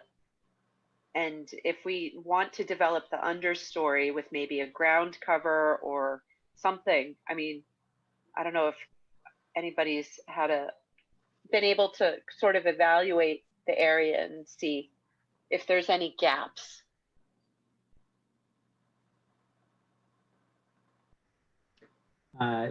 There were gaps when when the house was built, kind of where some of these trees were taken down. I'll get to that plan and let you know. So right around, probably around 3 towards number 2, there seem to be gaps in that area. But I think, I'm not sure 5 trees would work. Yeah. But I'm not saying additional trees. What I'm saying is to preserve the habitat or to develop it. What if we focused to give the existing trees a chance to grow? What if we developed the understory? What if we developed ground cover? What if we developed shrubs? What if we, do you know what I mean? That's my question. It's not about trees. It's about other types of vegetation that might be a better fit to plant there in lieu of the trees that are the invasives that are coming out. I'm trying to, do you see the picture that's up there now? I guess this doesn't really show the understory. Maybe something here would work. Yeah, I mean, just to speak really quickly, we did plant about 60 plants on this property when we had to put the pool in per your request. A lot of that is getting stunted right now, the growth of those based on these trees right here. As Dave pointed out, there's a lot of native plants that are in that area right now that are being stunted again from growth because of the size of these trees right now. And as you can see in that prior photo, you have 8 Strawberry Hill Lane, and they're putting a pool in, and I know they've been in front of you, and I believe they have a slew of plants that are going in that corner area too, which is close to number 5. Right. I think one of the things that, this is both 8 and 14 Strawberry Hill have both kind of used the tree policy, have gone and gone through it and done some replanting, and now coming back with some additional trees that have to come down. And I think it's appropriate to talk about habitat. I do think that the trees coming down or not, they have to line up with a tree policy in some way. And, those are the things I would throw out to the commission. But, the trees next to the house are very consistent with trees that we have allowed to be taken down in other spots. And that's why I focused on number 1 and 2 and was wondering about those. But I do believe the tree policy and the habitat replacement is, important. Yeah, one more time. Number 1's already split, so the top third of it has already fallen down. It's just a giant trunk. And number 2 is actually a larger tree, and as you can see, it's really overhanging our grass area, again, where children and dogs are playing out there. Sure, I didn't mean to make it Yeah, and seem I don't like think I wasn't convinced. I said, I meant that's why I asked you about those 2. So. And Chuck, I think this picture shows well and I think I didn't catch this when we were there, but Dave, I think this is what you're referring to. You can see the maple in front of the 1 and 2 from this picture. Well, there's actually 3 maples there, Mike. I think 3 maples Yeah. and 3 arborvitaes. Plus, if you look along that edge of that property line there, all the way from the back where the fence is, all the way up that line, that's all vegetated. And if you look at the picture where the driveway is, that's all vegetated all the way up beside the driveway, right up to the curb, the curb cut. So there's a lot of vegetation there now, but like I said, when you look at where those trees are, in and among those Elianthus trees, there are maple trees that are growing in and around them that I'm sure will take right off and take the place of those Elianthus trees in not too long a period of time. Okay, Anika? Can I ask a follow-up question? Where's the 100-foot buffer on that property? Are there any other opportunities to replant trees within the 100 feet? I think it extends past the pool almost and might quite possibly into the neighbor's yard. But even into the front of the house? I think so, right? They did a lot of planting for us when the pool came through. So I know. Yeah. I had a discussion with Mike earlier today about the trees and the habitat. And, if I had, if a vote, I would say it would be more important to try to put a shrub layer or a herbaceous layer closer to the vernal pool with permission from the abutting property. If that could happen. And I don't know what it looks like. I didn't get out there with that thought in mind. When I went out, I just saw the trees in the front and didn't really look around the vernal pool area. And the other thing that I wanted to mention is, when we're talking about the tree policy, it doesn't mention anywhere in the tree policy that existing trees can be allowed to grow in, and that's qualifies for one of the boxes that need to be checked off. That might be a benefit, but that probably has happened to every applicant that brought a tree policy tree to us in the past, and it wasn't something that we noted. Yeah, I think that's a good point, Chuck. And you're right. I don't have a great feel for where. I just, my take is if there's spots to get something, even if it weren't on the property, like I would want to get something back, and I would want to focus it, Anika, near the vernal, like the potential vernal pool, and not necessarily within the 100, but away from it. I don't know that there's even room, knowing what this project went through to get as much as they did get when they did the pool project. Well, and can I just comment? I think the vernal pool buffer is bigger than 100 feet. Isn't that right, Chuck? It is. We don't protect any more than 100 feet here in Reading. Right. But it's all habitat. So right. If it was a certified vernal pool, a sense, you couldn't touch any of that 100 feet, I know, but it was potential vernal pool. I know. So I guess to be clear, because I get the impression the applicant thinks we're saying that a lot of the commission's opinion is saying no to the tree cutting and removal. I want to clarify for the applicant that that is not my opinion. I don't have an issue with cutting and removing, especially invasive trees. But the next sort of thing that I want to get clear is what's going to happen to compensate for the removal of that vegetation. And what's done is what was done in the past, and done really well in the past, that was done. So sort of starting from now going forward, the removal of those 5 trees, what's going to rebuild the habitat after those are gone, or what other habitat can be enhanced after those are gone. So that's what I'm thinking. I just thought I'd mention. I just thought I'd clarify. I agree, Nika. I think that's a good point to get across. I think I've yet to hear anything against that, the removal of those 5. I think what I've heard so far is that it makes sense for those 5 to come down. It's just, what are the next steps? What are the appropriate next steps? Carl or Nicola, Martha, do you guys have any thoughts? Yeah, I agree with Anika, and I'm thinking that maybe something like low bush blueberries or viburnums, some small shrubs could go in about the area where 3, 4, and 5 are coming out.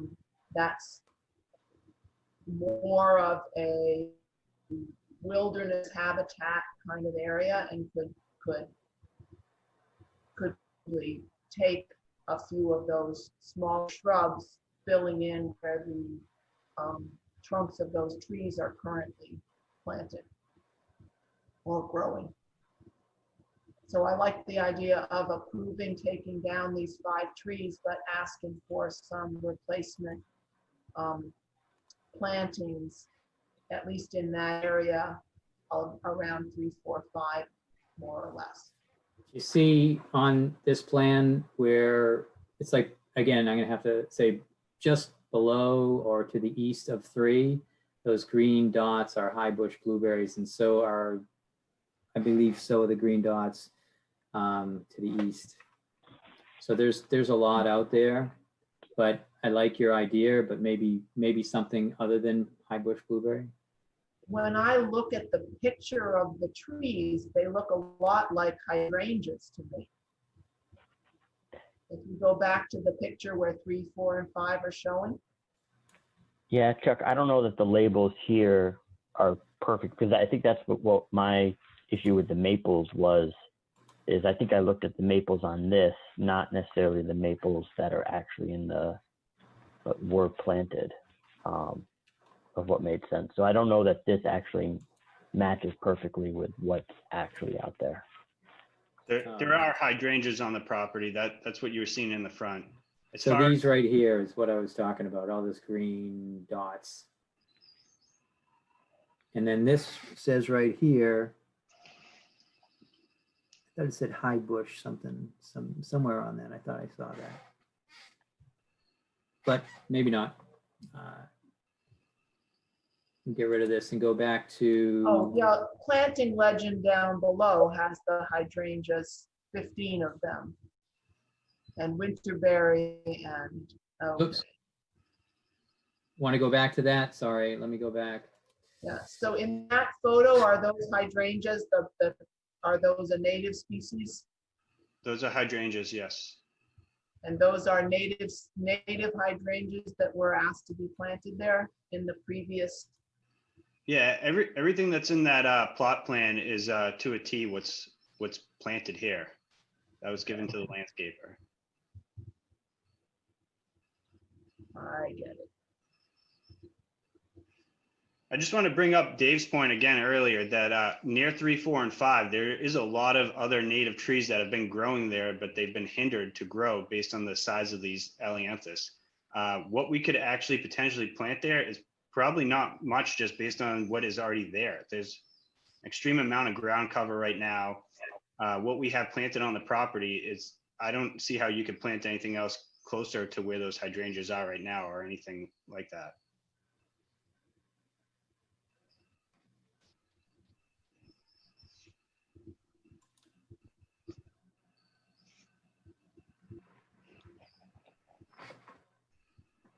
Carl, were you able to make it out to the site at all? Sorry. No, I don't know if I was muted or not. I was not, but just from hearing the comments, I mean, Martha's proposal of maybe even a small bush blueberry. I mean, even if we just want to get some buffer, like Chuck is saying, I mean, if we take down the trees, which we agree is a good decision, then, you know, what's it 2 to 1? I mean, we could just, I'm sure there's room for some small shrubbery to fit. And with the new light, you know, they'll just kind of thrive there. And you could go ahead. So I had a thought. It's a little bit, it's not what we typically suggest or recommend, but since this applicant already is working in coordination with a neighbor, you know, where tree 5 is being cut, what if some of the plantings happened on the other side of the property line? If there was a need for additional vegetation on the other side of the property line, closer to the vernal pool, if we've really maxed out habitat wise what could be planted on his lot, and I'm not sure that's totally clear yet. If that is the case, what if there was some collaboration or cooperation between the two property owners and his compensation plantings got put on this other lot? I mean, it's unusual and we don't prefer to do that because you have no say over what happens on someone else's property, you know, and how are we supposed to certify that? I mean, it opens up a can of worms. However, it sounds like this applicant is already coordinating with that property owner. So I just throw that out there.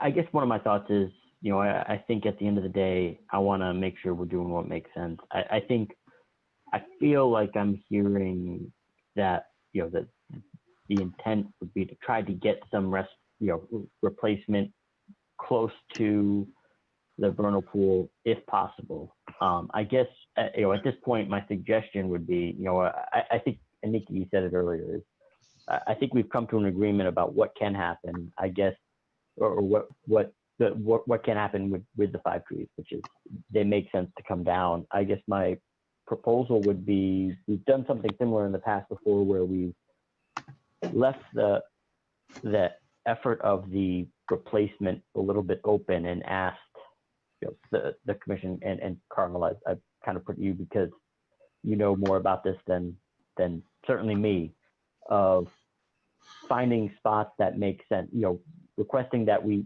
try to maximize the replacement, but only to what makes sense, and kind of trying to have a follow-up of what locations make sense, and if maximize that as best we can. If we can't, then we decide of like whatever that net is, then that amount goes into a shade tree fund or whatever the case may be. I think would it help if I can get there this week to take a look at that, Mike? Yeah, I mean, I guess my take would be is to move forward with a determination and leave it open and allow some flexibility. Because at the end of the day, I think we're going to find something. I want to make sure what we're doing makes sense. I'm not the right person to sit and look at something and say, yeah, here's where we can fit something, here's where we couldn't, and you know, this is what will help things grow in. So I guess my take would be is to make a determination particularly associated with the trees, and to leave some flexibility for the commission of, have us go out there, try to find locations that make sense for replacement, and whatever the net is, we agree to, this is, some donation to the tree fund. Okay. Does Yeah, that I'd be make happy. sense? Mm-hmm. Can I just bring up a point that was brought up to Anika's point about perhaps doing something in concert with the neighbor that's putting in the pool, because there's a giant open space in the house next door that's actually closer to the decertified vernal pool of the neighbors next door, where they're putting the pool in, on the other side of where trees 3, 4, and 5 are. That could be potential places of putting in additional trees or vegetation that wouldn't make it, I think, looking like you're trying to stick something in where you really don't have the space on the DiVirgilio's lot, but there's plenty of space on the neighbor's lot. But that opens up the problem, that kind of setting a precedent, and also opens up the problem as to how do you manage that when it's on someone else's property without having an agreement already in place. I know they already agreed to cut the tree if it was on their property, but as far as replanting, there's, like I said, there's wide open space because they're actually putting in a new pool in their backyard. And I think that's the beauty of the trying to have some flexibility here is, I think there are potentially some options and some good options that would work. I do think it's going to take coordination. Yeah, I just took some notes. I mean, I can swing by Friday. One of the pictures, it looks like there's going to be some room between the 5, 4, and 3 tree, with maybe some taller. Martha's idea of a couple of viburnums might work, and maybe we can just agree on the quantity, right, that seems to fit. So maybe it's not 10, it's 5 or something. So I like your idea, Mike. I can get out there and report back. But in the interim, can we agree to allow the DiVirgilios to go forward with cutting the trees down? So I would only add that, I mean, you can close it out tonight, but you got to cover all the bases. So a split, someone's going to come up with a motion to allow the trees to come down, and then a certain amount to be planted, but what's not planted, they have to, and again, the tree policy was already used. This is something you can discuss. The donation to the tree fund for the rest, which Mike had mentioned. Right. I think that's where we're at. I mean, it would be in the best interest for everyone to plant down near that vernal pool. I'm not sure 8 Strawberry Hill wants it right up near their property. I thought maybe just heading down on the same side as 14, there might be something in that area. There's a lot of room there, but I mean, one of the other things is that we haven't discussed the possibility of utilizing how amenable were the DiVirgilios to utilizing the tree replacement policy. Yeah, so in my opinion, they don't qualify for the $500 cutoff. That's something you guys can discuss. This is a $2,500, excursion. Why do they not qualify for the $500 Because they used it for the pool. It's not a reoccurring, and we haven't presented it to anyone in town as something that can be used over and over again. As you can see, the issues that would come up with that. But I don't believe that they paid the last time they planted trees. Yes. So if they didn't use it before, then why are they defaulting? No, they used it by planting the trees. Right. So they, at this point, would they not be allowed to give the $500 to the tree fund? Because they didn't use the $500. Well, discuss it with the commission. Don't discuss it with me. I told you how I felt. Think this is semantics. That it was used. Yeah, I think this is semantics here. I guess my take would be, we set a number and we just agree to a number. If it's 5 trees and we say we replace what we can and it's $200 a tree, and if we get all 5, it's nothing. If we get 3 in, it's $400 or whatever that number is. Yeah. That's. And again, I That's would what I'd rather like to see the shrubs or the trees being planted. And if that's the Correct. cheaper route, then that would be best. And it's an incentive to have, have that happen. So, Mike, can I make a motion to close with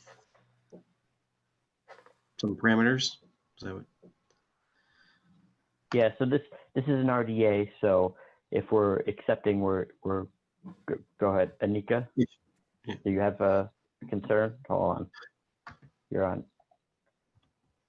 Unmute. Okay. Just trying to unmute. You know how it is. Can we in this hearing just vote to approve the cutting of the 5 trees, but not close the RDA? Because I would prefer, if possible, to get this all finished. I mean, I think we're all in agreement that the trees can come down, but it's that compensation piece, and I think we should close that all as one piece and not break up this RDA. Yeah, I wouldn't want to get into the habit of having kind of like a half measure happen. Partial approval. I believe that there's a 2-month waiting period. The trees can come down. We have to find an agreement. Go ahead and throw your name in the hat and get on their list for that 2 months. The approval's coming, and it seems like that would be at least enough time to get to the next meeting and have Carl and myself go out there and check out the area. So we could get an official letter for the tree removal after this meeting right now, just to get on their list. Just to have the tree company give me a call directly, and I will tell them how we're proceeding. It might even be, do you know who you're going to use? Right now we're looking at Iron. Are they going to be able to call you, because you told us we couldn't? They can call me. Yeah, I'll give you my cell phone number, and tomorrow. Don't give it out. Yeah, they'll be able to get a hold of me, and I spend usually every Monday I'm in the office now. Okay. So those things will work, and I'll give them verbal permission to move forward and explain the situation, and yeah.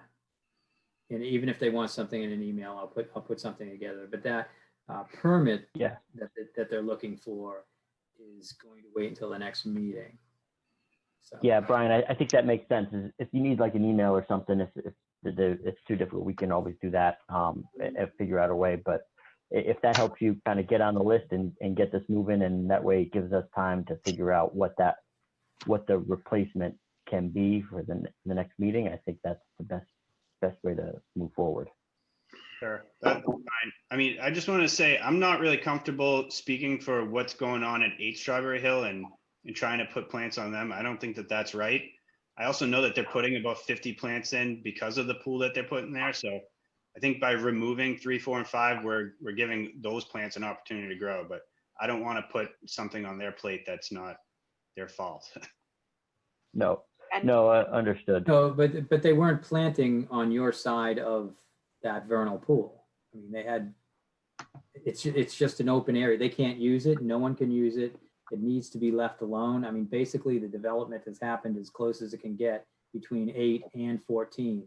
So all of that area with some explanation, maybe an opportunity to plant something and of course we've worked with 8 and we've worked with you, and I just think it would be easier just to kind of approach them with that, I don't know, and have a discussion and see what happens. Well, I think we take a look and we can kind of take it from there.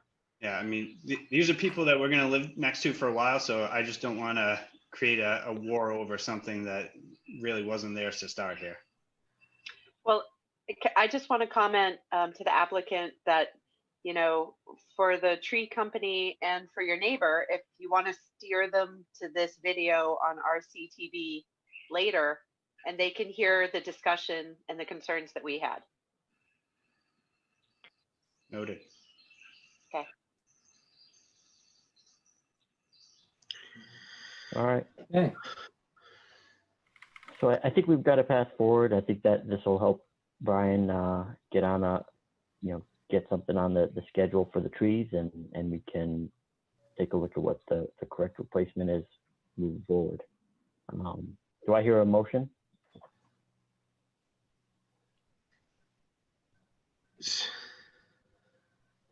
Just motion to continue to the next. Continue. Okay, so make a motion to continue 14 Strawberry Hill Lane. And do I have a number? RDA number 2020-10. Yeah. Yes. Second. Yes. Mike Flynn in favor? Anika Scanlon in favor. Martha Moore in favor. David Panett in favor. John Sullivan in favor. Carl Ciccone in favor. All right. Thank you, Brian. Thanks, guys. Yep. Chuck, have we only had 10 RDAs this year? We have only had 10. Wow, that is a low number. It's not, so usually we're between 15 and never more than 20. So whatever. Yeah, I was thinking about that too. And I think if we got around 17 or so, it would be more in the normal side, but it's an unusual year for sure. Okay. All right. The conservation restriction for Camp Rice Moody. So just to give a quick summary here, and maybe Chuck, you can add a better background than I can, but we need to get some signatures around for the conservation restriction. Yeah. I would say that Brad Latham's here to talk about Camp Rice Moody. Excellent. And Brad can explain it better than either one of us. Yeah. This is on Camp Rice Moody, Yes. and it's existed as basically a Girl Scout camp since 1910, 110 years. And the group that holds it is a nonprofit organization. Its membership is getting old, and they believe they'd like to turn it over to the Girl Scouts to own. However, they want to make sure it stays and has certain preservation restrictions in place, so it's not simply sold off for houses. And about 3 years ago, we started the process. It's gone. We met with you folks 2 or 3 times. It's been back before the state 3 or 4 times. And what you have now is the synthesis of that we hope would be the resolution of it.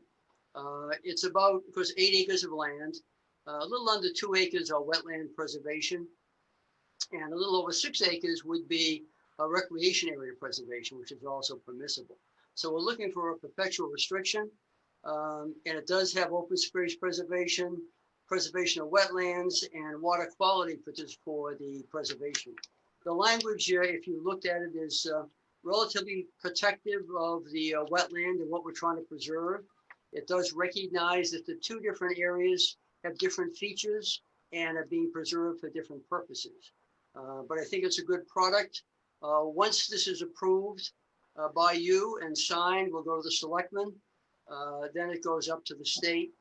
Once it's approved and we record it, we're going to be filing a petition with the Supreme Judicial Court to dissolve the nonprofit that holds it now and transfer a title over to the Girl Scouts. So thank you. That's the history. I'd love to get it wrapped up. Yeah. Thank you, Brad. Yeah, so for those of you that haven't been around, I remember when this kind of came in front of us of getting the conservation restriction on there. So as Brad explained, as the process is, the commission signs it. So we need to get a little bit of an organization to make sure we get signatures this week, and I think that's what I want to make sure we set up. I want to vote, but but then make sure we have 4 signatures to get on it this week. And then it's going to go to a couple other groups before it actually gets copies made and submitted. So I guess the first step would be, do I hear a motion to sign issue, I guess? Approve the conservation restriction as written. Thank you. So moved. Second, Michael Flynn in favor. Anika Scanlon in favor. Martha Moore in favor. David Panett in favor. John Sullivan in favor. Carl Sacconi in favor. All right. Sure.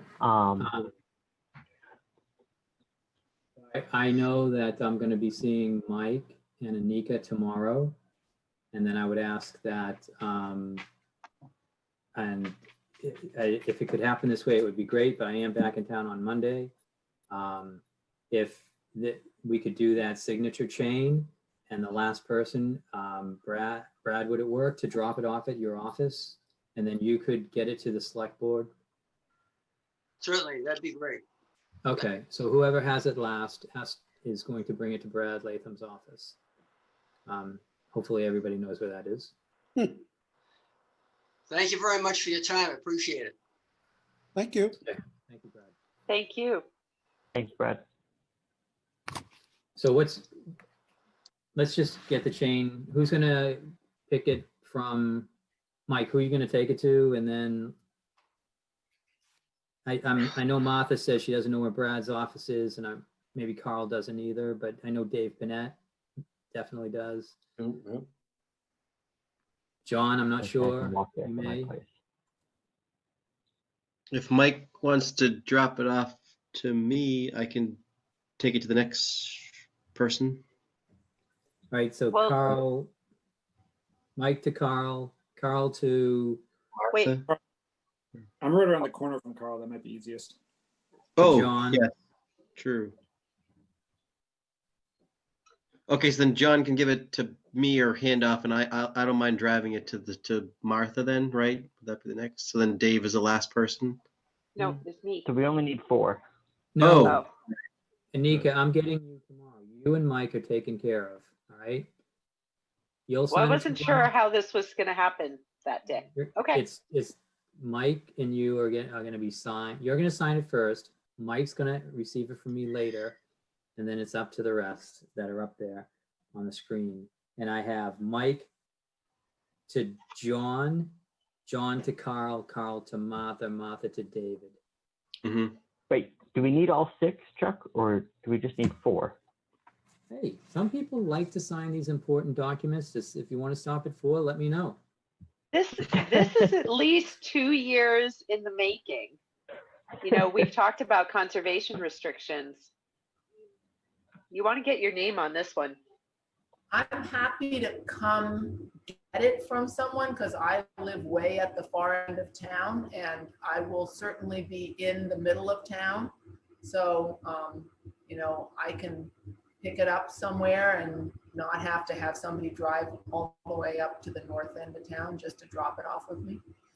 So, Well, if John and I sign it, that's 4, right? And then I can get it to Dave. That would be 5, right? Does that make sense? It is. It's just that. Unless someone really Martha, do you want wants your name on this conservation restriction? If you do, Martha, do you want your name? Do you want your name on there, Martha? yeah, Okay, so then you can come pick it up for me if you want. sure. I think that's the best move. Carl, Drop it wasn't off she? to Dave. How's that? Okay, so John will hand it off to me, and I'll keep it in the old mailbox, and Martha can get it for me. Just send me a text or Dave. something when you're when it's ready for me to come get it. And Okay. then Martha, you'll have to And drop Dave, it you're off at okay to do that last leg? Dave's house. Absolutely. Yep. All right, excellent. To do the You last. got a Go plan. team, go. All right. So that's not going to get sent out. I'm going to let you guys go through that and see if that works. But I know who I'm taking care of, and that's probably how the rest of you feel. You know who you're getting it from and who you're passing it on to. So, okay. See if we can do So- this one. All right, let's get into All right. conservation high gear. Next, Uh, old and new business. Yep. Certificate of compliance, 20 Dean Road, map 46, lot 133, Rosh.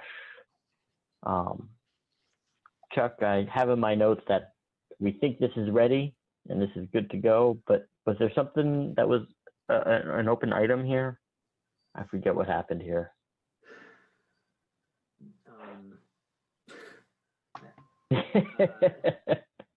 No, I think this is good to go. I don't know of any open items, but I would ask each commission member who went out there to give a report before we ask for a motion. And I'll pull up the plan. I went out to the site and everything looked good to me. The only thing that I saw was it looked to be kind of some trash that was towards the wetland in front of the trailer that was parked off the edge of the driveway. It looked like maybe that could get taken out of there.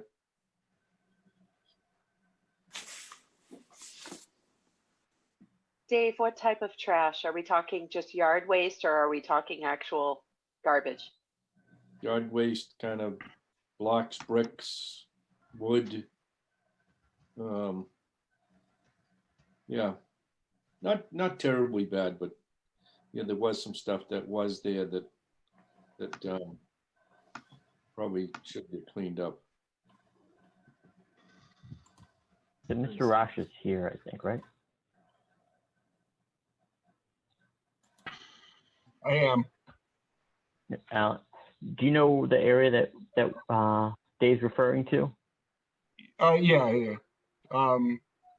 There's some old like fence, like rails back there. Is that what you're referring to, or?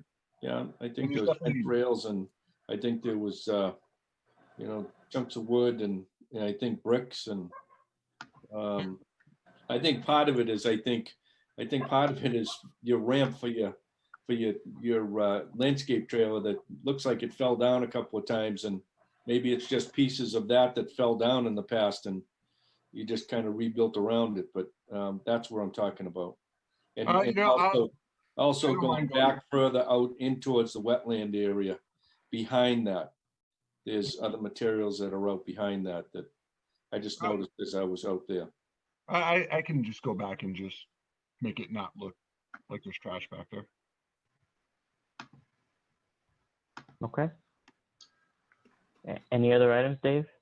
No, everything else looked good to me. Okay. With that in mind, do I hear a motion?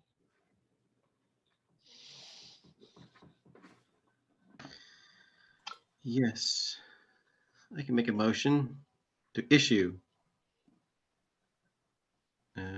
order of condition. Certificate of compliance. Certificate of compliance for 0654, 20 Dean Road.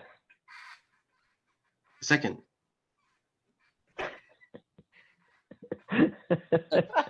I'll second in that. case there's a question. Mike Flynn in favor. Anika Scanlon in favor. Martha Moore in favor. David Panett in favor. John Sullivan in favor. Carl Ciccone in favor. All right, excellent. Thank you, Mr. Rosh. All right, moving along to the next one. Certificate of compliance for 270-0725, 10 Gregory Lane, map 50, lot 4, Sting.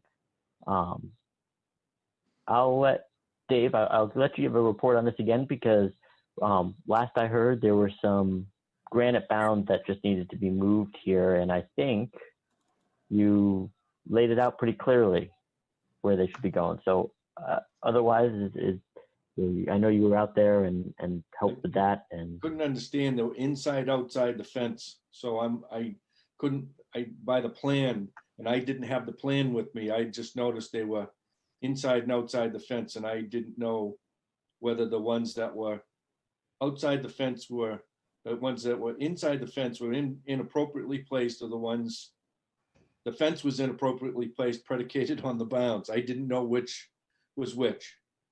The only other thing that I did notice is one of the gates, because there's a pool, it swings the wrong way. It actually swings into the pool, which it's not supposed to. Hi, this is Manny. I'm the homeowner at 10 Gregory Lane. Manny? Hi, Manny.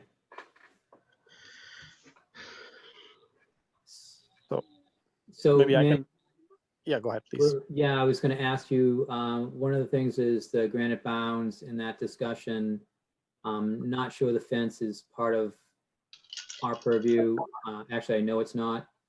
And then there was that little bit of debris that was at the end of the driveway, and I have a picture showing that that was cleaned up. But it's just the bounds and how they're offset. Yeah, so I have got my contractor coming back. I've sent him a note a couple of times to really see what happened there. So these are the two bounds. Those are inside the fence. I think to respond to one of the questions, the one on the outside is as per whatever the 25-foot limit is. So I'm working on that. Hopefully, once the contractor comes back, we'll be able to move that. Yeah. Okay. Okay. And yeah, I agree, Chuck. I don't think the fence is part of our purview. So yeah, I agree.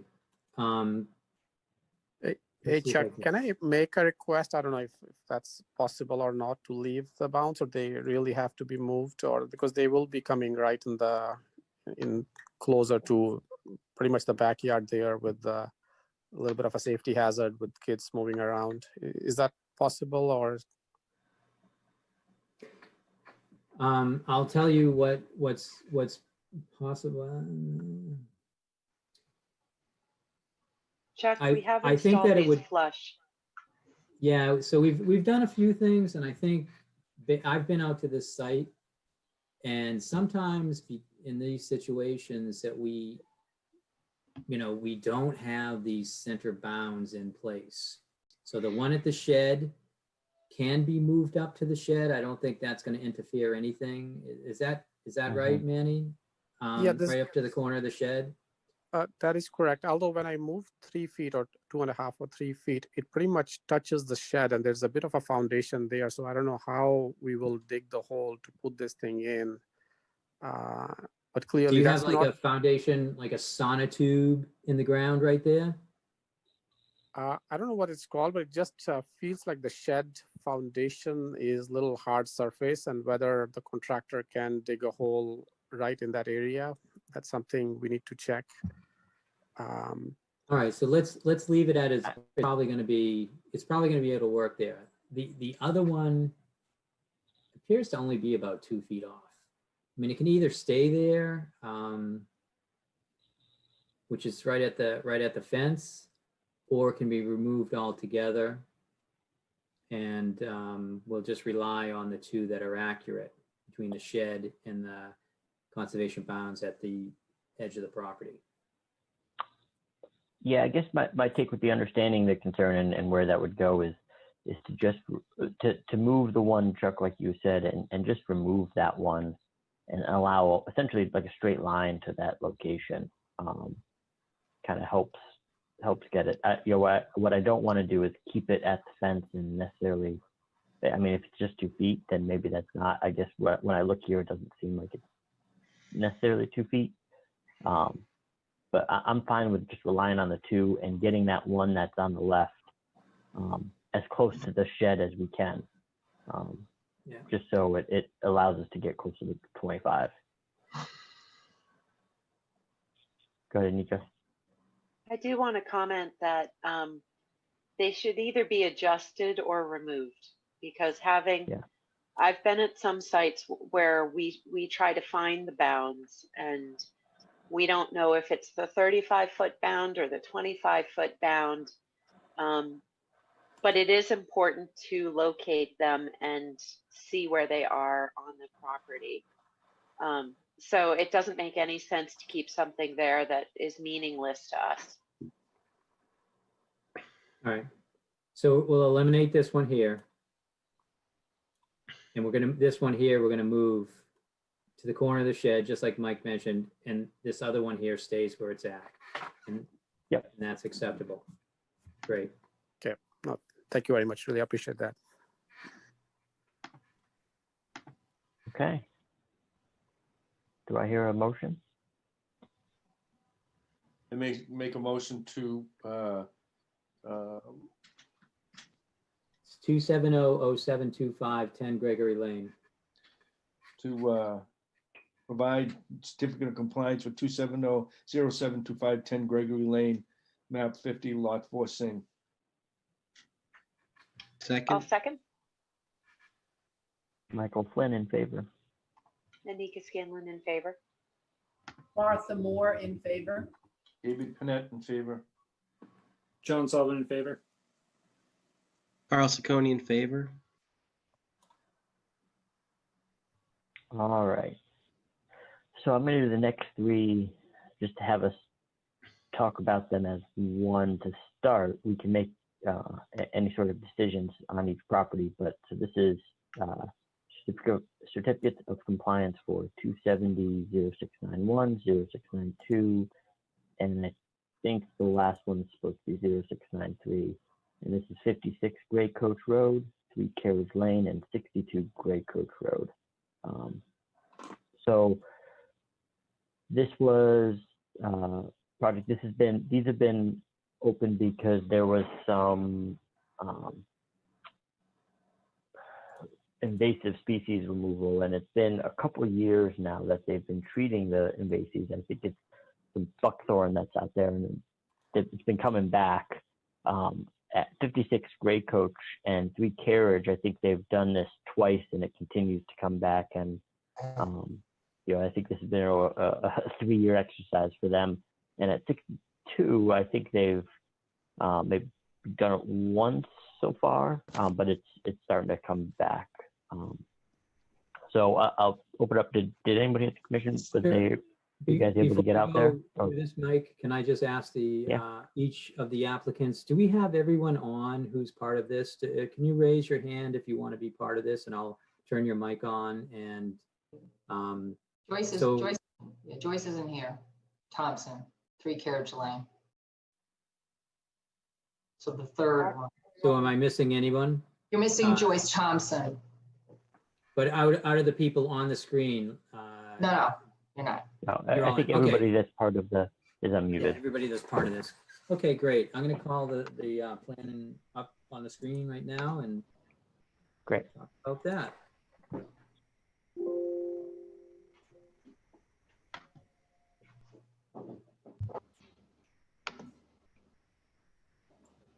Does everyone see that screen or not at this point?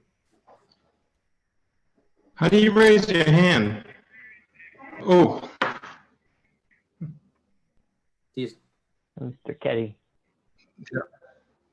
Or Art.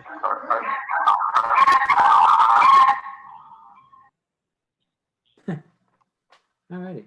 Just muted that one.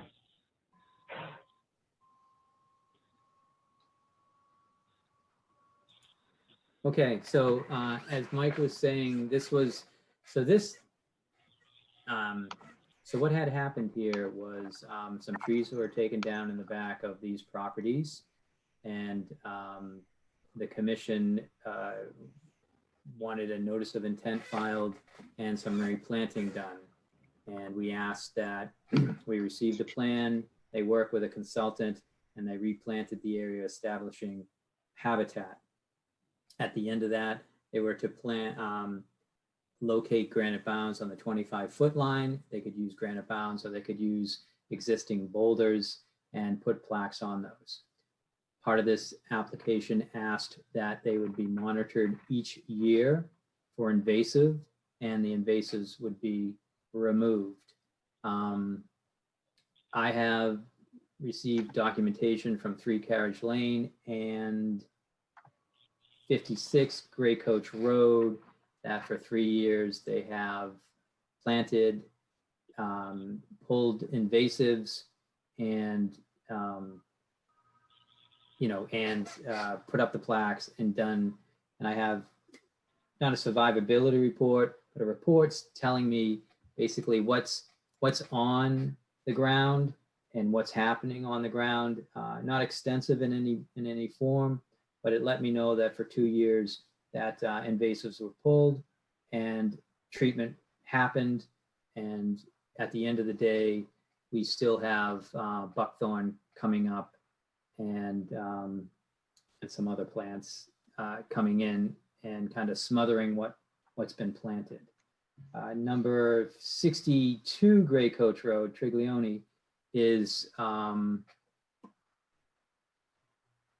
also part of this process, and I believe has planted, put in the bounds, been part of the as-built plan, and also provided information on a survivability report. But I do believe it's this property is 1 year behind. And I think the question out there for the commission, based on what I've seen and maybe what everyone else has seen, and is that these invasives are still coming in, and they're likely to take over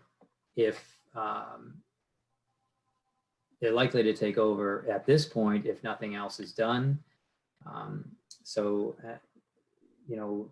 My recommendation, I guess, would be to discuss, maybe another treatment is needed out there and just see what happens, or maybe we're satisfied that the fact that the trees were cut down allowed invasives to grow in, and there's absolutely nothing we can do about it.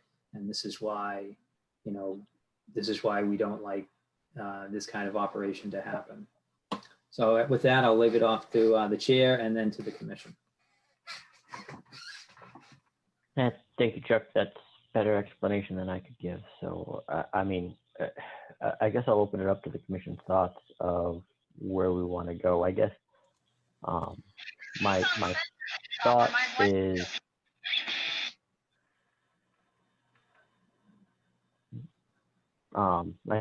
potentially getting this going. I think we've seen from a couple of the other projects that we've done where they're trying to remove similar materials that it's difficult to get it out without a large exercise. Gifford, I'll let you go ahead of the commission if you'd like to make a comment.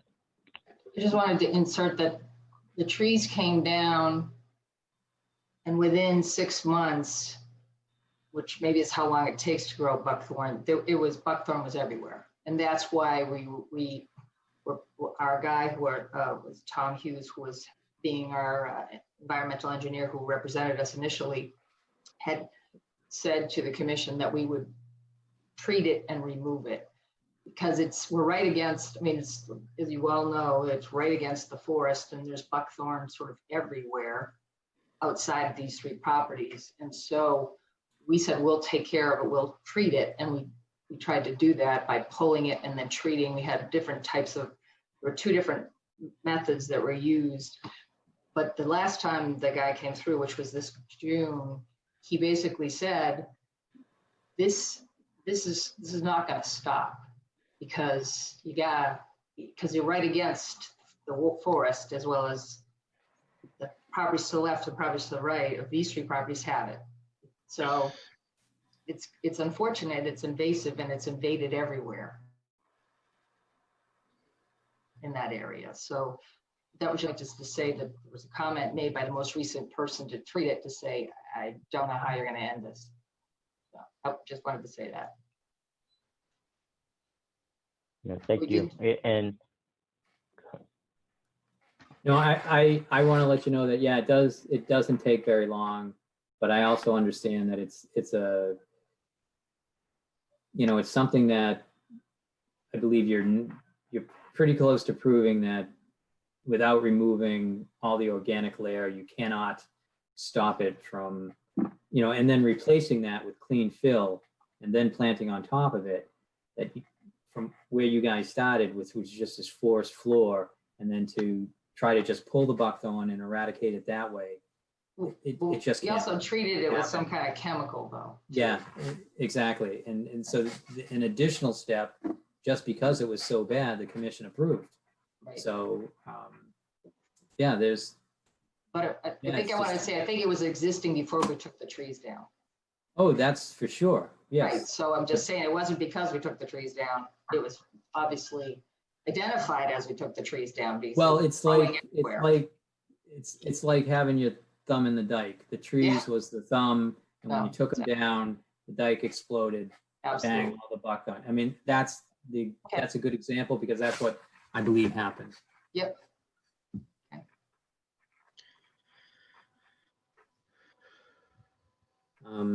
Yeah, Yeah, any you thoughts?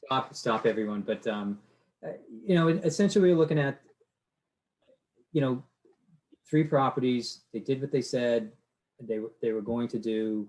They're here for a certificate of compliance. I think Sudi was in charge in many ways about this. I feel like it may not have come to a conclusion so well, even though we have invasives out there, if it wasn't for her persistence. And, you know, I think that, you know, we're just looking at a very unfortunate situation out there. And the commission should make recommendations on maybe how to have the landscapers maintain those areas. Maybe we should talk about an additional treatment, but we should move forward with this process tonight. A second comment is that I don't own the property anymore, and neither does Joyce Thompson. We've moved. So we still are responsible. We've still been going back and doing what we need to do. But the current homeowners are like, what are you doing in my backyard? So, like, we're trying to fix this. We're trying to fix this.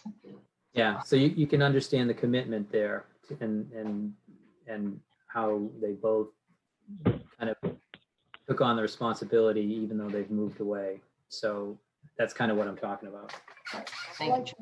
I would like to add that as far as 62 Grapeville is concerned, my landscaper on a consistent basis is looking for the buckthorn, and he's pulling it as he sees it. Now, after we paid to have it treated by a professional, I've paid this landscaper a better part of $750 to $1,000 to continually address the buckthorn situation on our lawn. So it's a situation that we're aware of it, and whenever he sees it, he pulls it. So I don't know how rampant it is. I don't even know what it looks like, to be perfectly frank with you, but I'm paying him good money to watch out for it. Yeah. I Yeah, think that's I mean, I'll let. thing you can. Oh, sorry, Mike. No, go ahead, Carl. We've had a property that we've been trying to work with this plant, and the maintenance company has done a pretty good job. Just at this point, it's so redundant that they know the plant and they try to get the saplings, and you know, for their fall cleanups and things, you know, they try to kind of capture as many of the kind of berries and droppings as they can. But I think I agree with Chuck. Other than literally removing the organic layer and putting new loam down or compost, I think pulling, identifying is our strongest action from what I've seen. So if the landscape company, like you just said, you know, has a kind of an eye for it and they be committed to helping, I think that's a pretty good, you know, it's a commitment. But and eventually, if you could do it for long enough, you know, they might eradicate. I just think it does put kind of a burden on the 2 property owners that own it now. Yes. Yeah. Okay. Can I ask a question about survivability?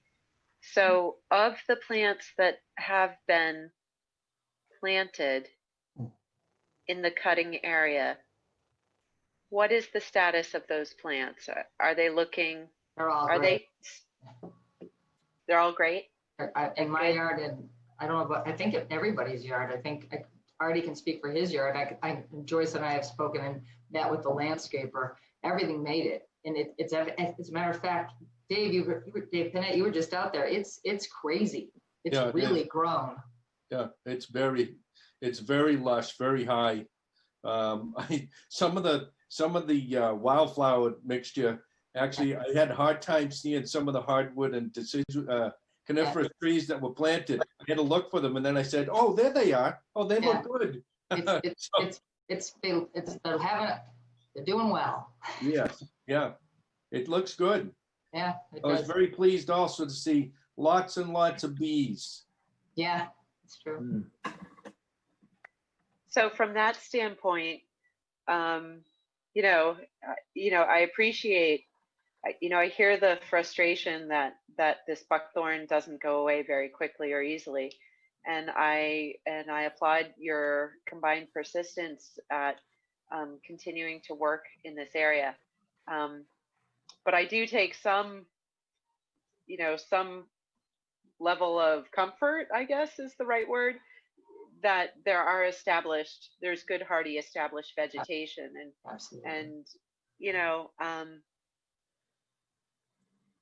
so that's proof that also puts you in the category of qualifying for the certificate of compliance. You established other vegetation. It's not 100% buckthorn back there. Oh, what no. the competition is going to happen, the competition between the two, time will tell, but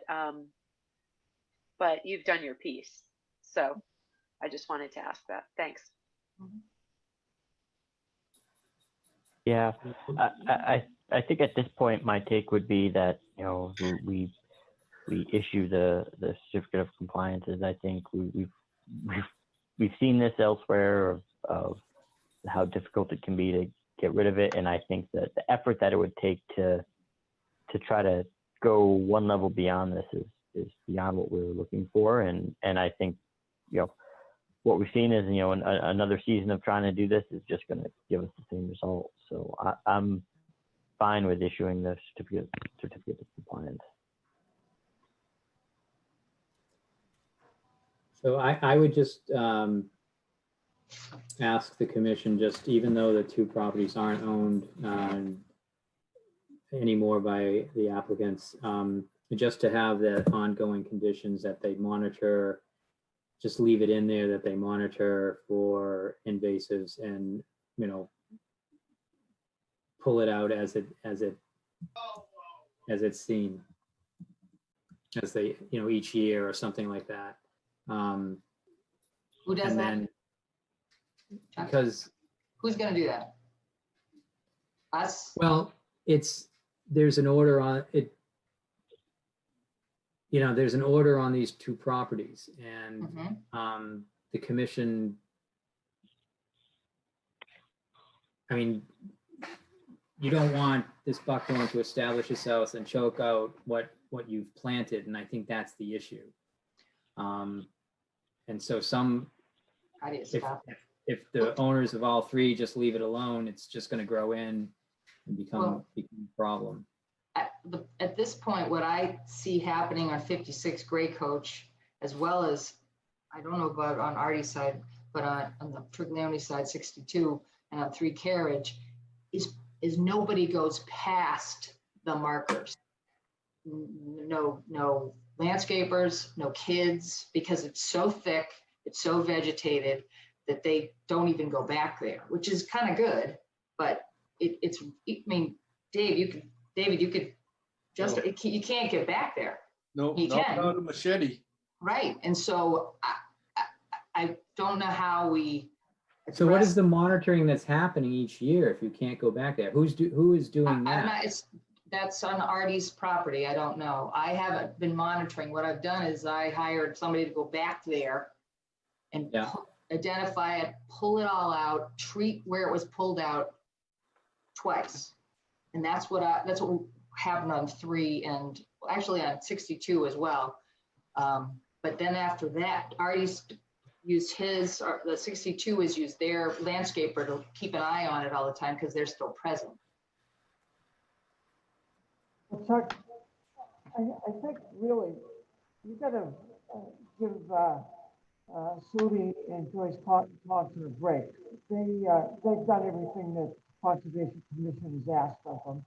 I've committed that my landscaper is going to keep an eye out for the buckthorn, and he's going to pull it whenever he sees it. And I can show you the bills that I paid him to do so. But Sudi and Joyce, you know, how long can you continue on like this? That's not right, that you don't give them a clean bill of health. I hope I didn't shoot myself in the foot by saying that, but you know, they've done everything that you've asked of them. Since 2017.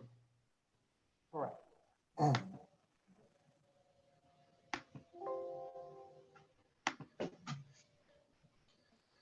Yeah, I mean, I guess my take, Chuck, is if we're issuing in a sense.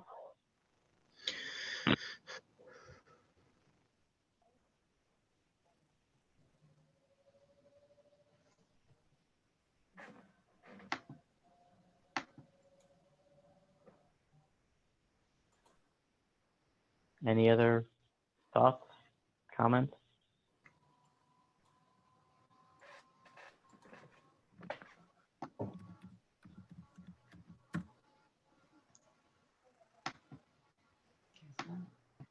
I did go out and the only homeowners that were home when I went was 3 Carriage Lane, and I asked permission to go look in their backyard. And I saw the trees that had been planted and a lot of wildflowers. I did not see a lot of buckthorn in the back of 3 Carriage Lane. It was treated in June. Yeah, okay. I didn't go wading through the tall wildflowers either. So if the buckthorn was further back, I wouldn't have seen it. It was completely as much as they could find, and I think he found all of it in June this past year. He went early July actually, went through and pulled it from in 3 and 56, everything. He filled an entire dump truck up with it and treated every location where he pulled. So hopefully that'll stop. Mine was done as recently as this afternoon. Yeah. Well, your guy comes all the time, Marty. Right. So Mike, or can you just enlighten me? Is there a way that this can get handed off from or maybe it's a knock on the door to a discussion makes us happy with the new owner and just say, listen, for your information, this is what's been happening. Well, they know. They know. Okay. They know. And maybe the pitch is that if you have your lush vegetation there, then I don't know, maybe talk to your landscape company, and give it a try. Does that make sense? I don't know. I don't think there's a harm to leave it in the order, the order of conditions. So were we not closing it out? No, you're closing it out, but No, we would still close it's it just out. leaving a note that the homeowners need to monitor this area for invasives. The current Yeah. homeowners. Well, it's like I said, it just goes by the property. If It's you attached can to the close it out, property. it's just whoever owns it, it's just gonna go with that. Chuck, almost like ongoing operations and maintenance Well, of it's like an ongoing detention condition. basin, right? It's an ongoing condition. But isn't that, we can't write that now. That has to already be in the order, And in the deed, I would think. right? I guess that's my issue is I feel like you can't amend We that order at this point Right. to Right. add a condition. I would love for the new neighbor to take on the robust work everyone's already undertaken. That would only benefit, everything that we're trying to do here. But if it's not in the original order that we're going to certify and close out as complete, then I'm not sure. Oh, great. Make that motion, and then that'll give me time to look at the orders of conditions and see if it's in there. I mean, sometimes we do put that in, or maybe it is one of our standard, I can't remember. So I got it right here. I bet you know it backwards and forwards. It doesn't talk about buckthorn that much, actually, unfortunately. I really dig for it. Well, it probably wouldn't be under buckthorn. It would probably be under monitoring for invasives, just the way. Invasive. Yeah. Invasive plants. But you know, once you get a certificate of compliance, it's not your order of conditions anymore. I mean, right? I mean, it almost isn't. I mean, no. I mean, so I was gonna make a motion to issue a certificate of compliance for 3 Carriage Lane and 56 Gray Coach Lane. Let's do one at a time, Anika. Just okay. Keep it clean. Then I'll stop. Then I'll make a motion to issue a certificate of compliance for 3 Carriage Lane. I don't have the file number. 270-0692. 0692.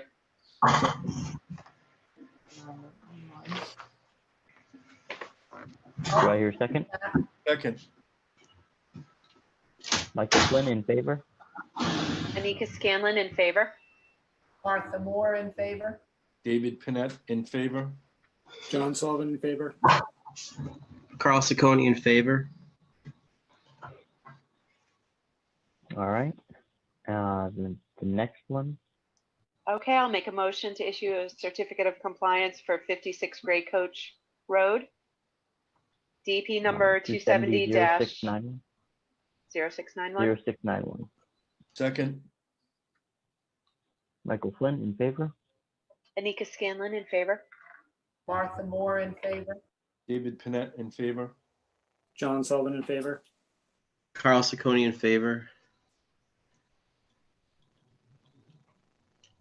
Okay. So Chuck, since you said, Chuck, that 62 Gray Coach Lane is 1 year behind, they haven't, at this point, do we want to consider waiting till that 3rd year?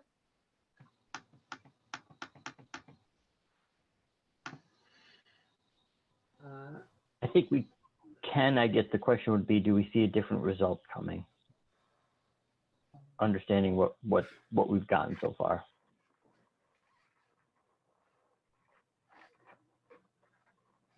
Well, Mike, you don't want to change the order of conditions, right? No. No, I think that would, I think what Anika is asking is this something that we wouldn't issue at this point until it had one more season time to treat? Right. Is that what you're asking, Anika? Right. Yeah, that's exactly it. I think that my take at this point is,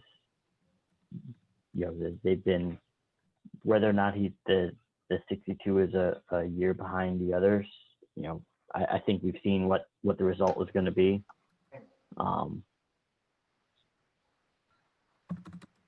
Is the growth at 62 the same as the other 2 properties, Dave? I didn't see any. Not buckthorn. No, I didn't see any buckthorn. A regular tree. But established the required plantings. Oh yeah. Well, it's different. They had different vegetation anyway because they had a much more mature overstory to begin with. They had much larger trees down on that lot. So what they planted and the type of plantings they had were different than those of 3 Carriage and 56. 3 Carriage and 56 Gray Coach. So the plantings that they have filled in and they have matured and they are growing, and the boulders that are on there that have the Conservation Commission stickers on them, emblems on them, are in place. But I didn't see any buckthorn on 62, and that was the easiest one for me to see in their backyard. Their side yard a little bit more difficult, but their backyard was fairly easy to see, and I didn't see any buckthorn, and because they have more mature overstory and their understory is thinner. Although the plantings are there, and you can identify the plantings that have been put in and are growing. So Dave, it sounds like, I don't want to put words in your mouth, but would you say that based on the established conditions right now, they're ready for a certificate of compliance? I would say so. 62. Yeah. I didn't go in on their driveway side because it's I wasn't in line to fight 6 to 8 foot tall blackberry bushes, and I wasn't going in there. So I'll make a motion to issue a certificate of compliance for 62 Gray Coach Road, DEP number 270. 0691. 0691. But it's probably That might be 92. 0692. 0692. 93, I think. Okay, Artie, what's your number, 0693. 93? Actually, there's Two two ones. that say 0691. It says 0691 on my paper for both 56 and 62. Exactly, I think they're wrong. So Whichever DEP number it is for 62 Gray Coach Lane, I'll second that. that's the one. I'll second. Michael Flynn in favor. Nika Scanlon in favor. Martha Moore in favor. David Panett in favor. John Sullivan in favor. Carl Ciccone in favor.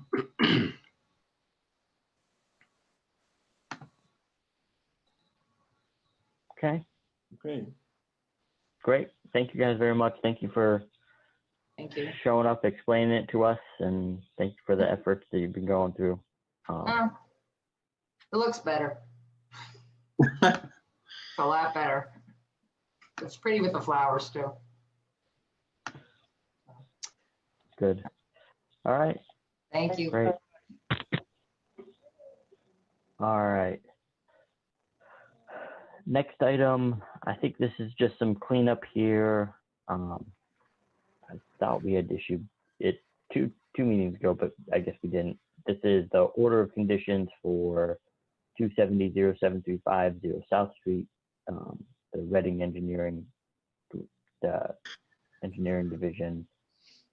This is the pump station. On South Street. So we just need to, we closed it. We need to issue. I'll make a motion to issue the order of conditions for 0 South Street, DEP number 270-0735. Second. Michael Flynn in favor. Nika Scanlon in favor. Martha Moore in favor. David Panett in favor. John Sullivan in favor. Carl Ciccone in favor. All right. Next one on the list. Order of conditions 270-0734, 23 Temple Road, map 16, lot 340, Grappy. This is another one. We were all set a few meetings back, but we closed and never issued. Make a motion to issue order of conditions 270-0734, 23 Temple Road, map 16, lot 340, Grappy. I'll second. Second.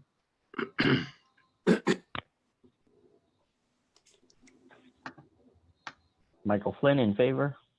And Nika Scanlon in favor. Martha Moore in favor. David Panett in favor. John Sullivan in favor. Carl Ciccone in favor. Okay. Next, we've got the determination of applicability for 228 for 43 Woodland, map 26, lot 110. Chuck was, I'm forgetting this one. This one we closed. Well, this was an RDA. did we issue a negative determination, obviously, for this, and we've just never issued? Hold on a second, Mike. Woodland is an RDA, and we just need to issue this. You're right. So with the meeting being canceled on the 9th, I allowed 42 Woodland to proceed, and I signed off on the building permits. So we're really just catching up with the process by approving this and issuing this RDA at this point.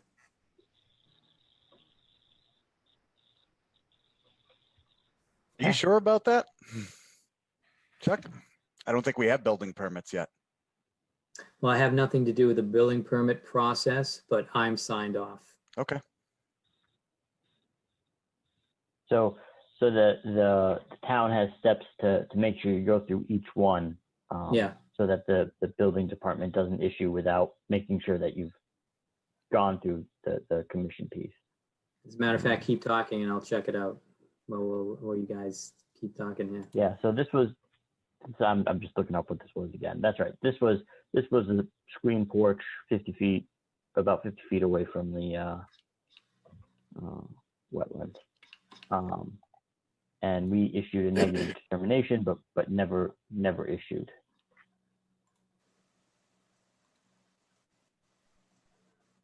Did I hear a motion? 43 I'll make a motion to issue a negative determination for 43 Woodland. Second. Michael Flynn in favor. Anika Scanlon in favor. Martha Moore in favor. David Panett in favor. John Sullivan in favor. Carl Ciccone in favor. Okay. So Mike, I just tried to check and I guess they're doing some maintenance or something like that, but I can look in the morning and let you know and follow up with. So if you can sign into our open government system, you can find out also. Just go on the building department's website, open government, put in your address, and you can see the permits, the active ones, and they'll have notes in them that you can read. It should be pretty easy, but I just checked and they're doing maintenance right now. Okay. What does negative determination mean? Negative means that we have determined that the additional step of needing a notice of intent and asking for more information is not needed. So if we said a positive determination, we've affirmed the fact that we need to take an additional step. So basically in conservation language, we're saying you can go ahead and do your project. We agree that this doesn't rise to the level of, more review. Okay, thanks. Okay, Mike, have a good night. Thanks, you too. Okay. Moving along, we've got, I think the next 4 items are not quite ready, not quite there yet. So the next 4 items came up at meetings and we, for one reason or another, we decided to table them. I'll just run through them quickly. So 53 Arcadia, they wanted to do their RDA and finish off those items before they came back with their 2 sign-offs for us. And then Hughes and Dement, that was over at Small Lane, and Martha and I updated you on that about how they're going to do some invasive removal and then call the commission back and then ask for those certificates of compliance. Earl Street, when the town hall opens on a more permanent basis, and I can find some time to go up and look for the original copy of their certificate of compliance, we will do a certified copy certificate and send that to the owners, and that should take care of that issue. Moving along, we could understand that there's an administrative report, and as part of this administrative report, I asked Martha Moore to give a report on the Birch Meadow Master Plan staff meeting, and which was held last Wednesday, I think. So Martha? Sure. They have modified the Birch master plan. The original one had a Little League baseball field in the dry end of Castine Field and taken that out, and they are leaving Castine Field as it is. They also had a proposed parking lot on John Carver Road on the inside of the curve next to the stream, and they're taking that out, but they are still proposing a couple of small parking lots on the outside edge of the curve. One looks to be in the area that I call Grasshopper Heaven. I don't know if you guys know that area, but it's basically towards PNS from the Birch Meadow School, and another one sort of on the outside of the curve there. And so basically, I think they are listening to the concerns about not affecting the wetland there. They are talking about putting in some more lighting and some more turf surfaces in the area. And they discussed two possible plans and voted on was better of the two that they're going to pursue a little bit further and present to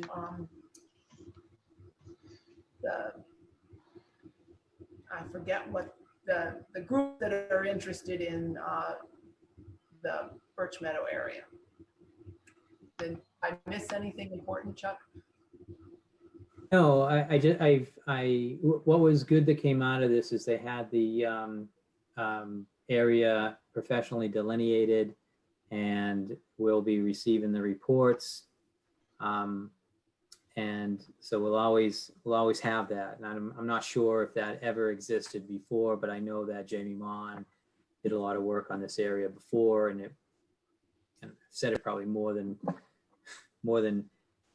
people wanted to hear it over the last month or so, that you know, we're exactly where we are today that we were in 2009, 2011, and the update that happened in around 2017, 18. Just read the reports. That was a you know, a vegetated native wetland complex, and I know that Jamie, they just copied and pasted from 2009 on. So, but now we're there officially, and I think that the only thing that became very obvious is that they weren't doing anything to Castine Field, and we asked them just to go back and maybe a path or think of some improvement that may make sense around this area that works with the fact that it's not going to be left alone. It's still going to be used as a soccer field when it's dry and a skating rink when it's wet, and it's going to be some sort of, you know, agreement, and they're just going to keep it like that. But outside of that use, maybe they could work around the outer field and do something. So they were going to look into that. They're going to do a public presentation, and I think they're going with phase one, or not phase one, but scenario number one. And that probably made the most sense for everyone, because it had a nice path through the center, access to all the fields, parking like Martha mentioned. So that was pretty much it. So I think that it was a good meeting, and progress was definitely made. My one question, the parking on the outside edge of the road there, is that part of Higgins Conservation Area, or does Higgins start sort of behind what was sort of a gravel parking lot sometime years ago? I didn't, so the Higgins is across the street, and there was parking over in that area. I didn't see that. Yeah, it looked like they were gonna make a small parking lot on the same side of the street as the Birch Meadow Playground. That area has different ownership. It's chopped up a lot. So hopefully after all the other warnings on Castine, they understand where the parking lot's going in. But it would be something to look at when the plan is supposed to be delivered to us or it's up on the recreation site. I haven't got an email with a plan or the wetland delineation. So I'm still waiting for it, but it may be up on the recreation site. A lot of that Higgins land around that corner and down at the lower end of Castine Field where it's about to go into residential area. And you guys may already know this, but just to mention, a lot of that area in the conservation land is really wet. I think the part of it that they were talking about putting the parking is not so wet. It's got some boulders along the edge of the road, and it's got, if you go in there, it's got quaking aspen and blackberry and stuff taking over what was clearly a gravel parking lot sometime in the past. You go in a little further and you get to vernal pool type habitat. But right up there at the edge, I don't think it's that wet. But if you go further in, there's a stream and a boardwalk across over the stream. And they're not planning to go in that far. They're just like, it looked like maybe one row of cars. But I don't know who owns it. I thought it was Higgins Conservation Area. I'm sure we'll see more of that. Richmond, I hear it right, yeah.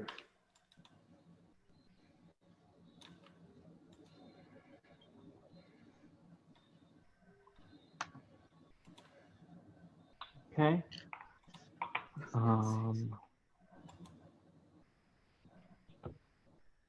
Wait a minute, I have it, sure. just in case you guys are interested, we can talk about it. So I think this is what we're looking at here, these parcels. Here's Castine in this area here. Is that being shown?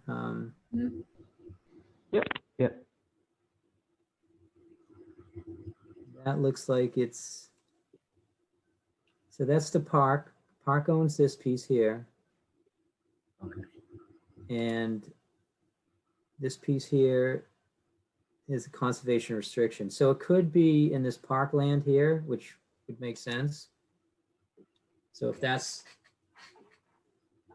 where it was, yeah. okay.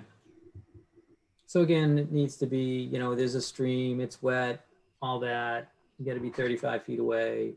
But that would be, so when it was a concept that had possibilities, it was okay to have it on the master plan.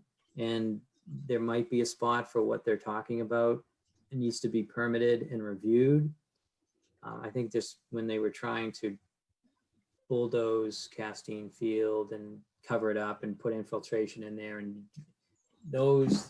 that's when we had to say that shouldn't be in the master plan because it has no possibility of happening. And that's where we started. So, okay. Okay. Thank you, Martha. Thanks for attending and thanks for the update. Sure. Mike, do you have do you have something to talk about? Well, No. I've got Do you want one. Do you want to do the drainage ditch first? I'm not sure which one you're talking about, but I'll do the drainage ditch. So Mass Highway is going to be cleaning out the drainage ditch that's located along Border Road and then goes down through the off ramp of 90 and then wraps towards Woburn. And so if anybody listening is in that Border Road area, the Mass Highway is going to be coming in there with some machinery, and they're going to take out any of the branches and trees that have fallen across and just clean out what's there. They sent me an email. We set up a site visit with the engineering department. And it turns out that this area is, for the most part, it's going to be inside the drainage ditch, and they don't have to move. It can be on the side that's on the highway side, or be in front of it. So they won't be working in the ditch, but they'll be able to clean it out. So let's see if this works.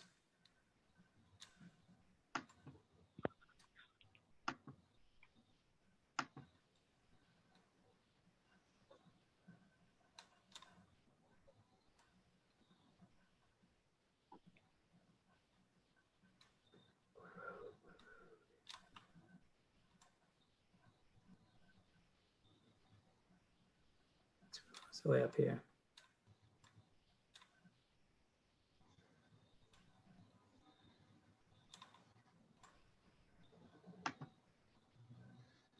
There you go. Took me a minute. This is where we're talking about right along this area here. Coming down through here, working their way down through here, and cuts right out here, but there's a wetland in this area here that they need to actually work in, but that's in Woburn, so it has nothing to do with us. So this is the Chuck, area. Yes. What kind of equipment are they gonna, what equipment are they gonna use to do this? Do you know? I do. Give me a second. I'm catching up on my equipment. Not a bulldozer, but the excavator. Does everyone know what that is? Yep. It's the one with the big arm. It's a pretty Yep. big machine. They felt like that's what they needed to get in there with. So they're just gonna clear out the debris. They're not really gonna remove soil. That's right. Just the debris. Okay. So Okay. it's obstructions. Yeah, no Okay. soil. They're gonna get in through here, through the highway, and I don't think it really starts in this area. It looked like it started kind of right in here, and it comes through. So there's a culvert right there, and then it works down, and I think it's pretty clean in between here, so that they might just walk that area. And then there was some more obstruction right in here. So obviously you can see how they can get in that area. And there's not too much in between here. So they just identified 3 spots. 2 were in Reading.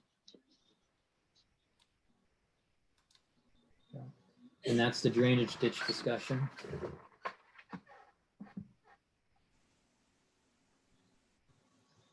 All right, and then Xavier Conservation Area. We've got Jonathan and Xavier Perino. Chuck, maybe you can explain this. They plan to do help and dress up a sign at the entrance of Birchman. And I don't know what it was. So the Perinos are, home just like everyone else. And Xavier is Jonathan's son, who,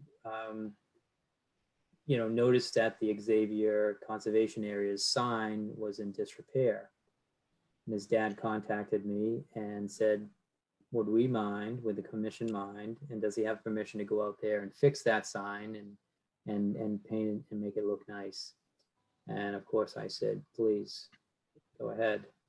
But I just wanted to mention that, and Mike wanted to mention it too, because they're doing something that they weren't asked to do, and they reached out to us, and there's many signs and there's many things that could be done around town, and it's really nice to get contacted without putting any effort to find people, and these guys stepped up. So just want to say thank you, and if you're near that Xavier Conservation Area, they're probably going to be out there working on it, so wave to them. Chuck, it might be helpful to get a picture of that and put it on the town social media. Mm-hmm. I'll ask them for a picture, and to publicly thank and then them, send it to you know? you. So you Sure. can get it on. Yeah. Okay, sounds good.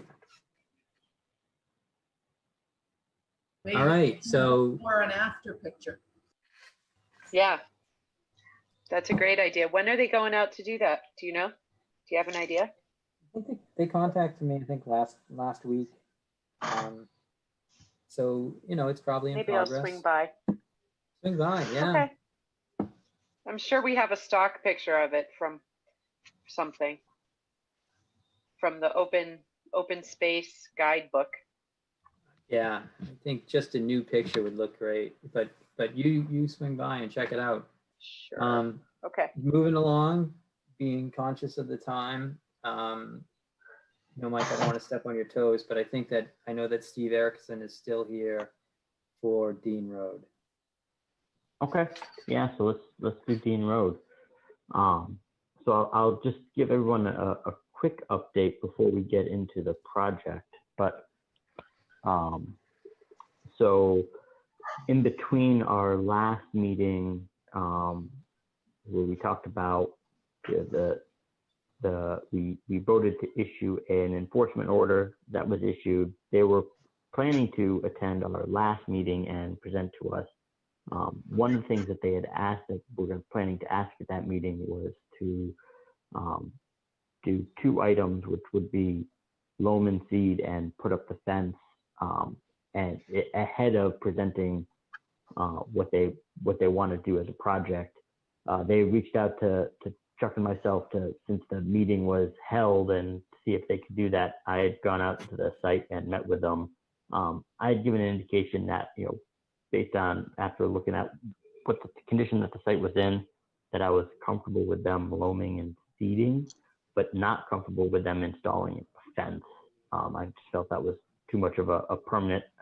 Ultimately, even with the loam and seed, what we had said is, look, whatever the commission decides going forward is what we decide. But it's a big dirt pit out there right now, and I felt like that was just gonna help the situation to have seeding occur now, because if it didn't happen now, it wasn't gonna happen until spring. We did also, as we were out there, we just kind of walked the area where the erosion controls were set up and what was out there. But that was just kind of an update from where the enforcement order is at. But moving forward, I know the furnaces are here and Steve is here to present kind of what's happened and what the plan is and how these compare with what was existing. So Steve, I'll turn it over to you. All right, the landscaper had installed a stone wall, a stone kind of retaining wall along the side of the property, and it exceeded the 4 feet. If it exceeds 4 feet, then it comes under the building inspector's purview. The building inspector said that, you know, he needed a structural engineer's opinion on the wall. Structural engineer said, well, no, it's not going to work. It's not going to hold. So we have to do something to buttress that wall. What we're proposing to do is put a 2-foot wall or 3-foot wall in front of that wall. And that way the wall will no longer be 4 feet high. And because of the drop off, a fence is required. They've got small children and it's dangerous having that kind of a drop off for small children. So this is the kind of work that has to be done. I mean, we could file for this. It would take a month to file for it, but I would prefer that it would be done under an enforcement order because we're losing the growing season. The entire area that was graded and has topsoil on it should be seeded, should be loamed. It should have grass growing on it because it's gonna be an erosion problem if we don't take care of that, and we're losing the growing season. So Steve, I'd like to just take a step back for a second, because I think, I guess, can you explain, so I think this is really the first time that, besides anybody that's been out there to see it, that this is really in front of the commission of what it is, what's out there. Can you just kind of take a step back? So they've brought you in. What have you what have you been able to do since you've been out there? Have you been able to compare? I think we've received a plan that was the existing, or what we can essentially consider the existing conditions from October 2018, which was a survey of the property way back when. Have you evaluated, what was on there versus what's there today? And can you kind of give us a step back? I know you're going through what you want to do moving forward, but can you take a step back and get us to like, Yes. what's been done? It appears that they haven't exceeded the area of disturbed area that was disturbed before. Okay. The old survey shows the limits of the disturbance and the limits of what was a wall at one point in time. Most of the walls were there many years ago. What they did was they raised the wall. The landscaper, increased the height of the wall. The landscaper, being unaware of the building code, apparently made that wall over 4 feet high. So we've got a couple of choices. We could either lower that wall by taking some of that material out of there, or we can put a wall in front of it. And Chuck, do you mind? So I'm going to pause you for a second. Do you have the plan, Chuck, that we could bring up, the 2018? Yeah, let me, sure, second. So, Mike, can I ask a question? Yeah. I think I have that plan up, and I was looking at this. It seemed to me like that existing, the new wall on the right side of the pool was like 6 feet plus tall. And it appeared to me that the grade existing, and looking at this plan, you can see how steep the slope was from behind the fence near the shed. So do we have any idea? I see a fence in this plan, but do we know if there was a wall there, how tall the wall was? Just to understand, to me, it looks like it was all new in fill, but I guess if there was a wall, no, so just so we can have an idea if it was retaining a couple of feet or not, or something.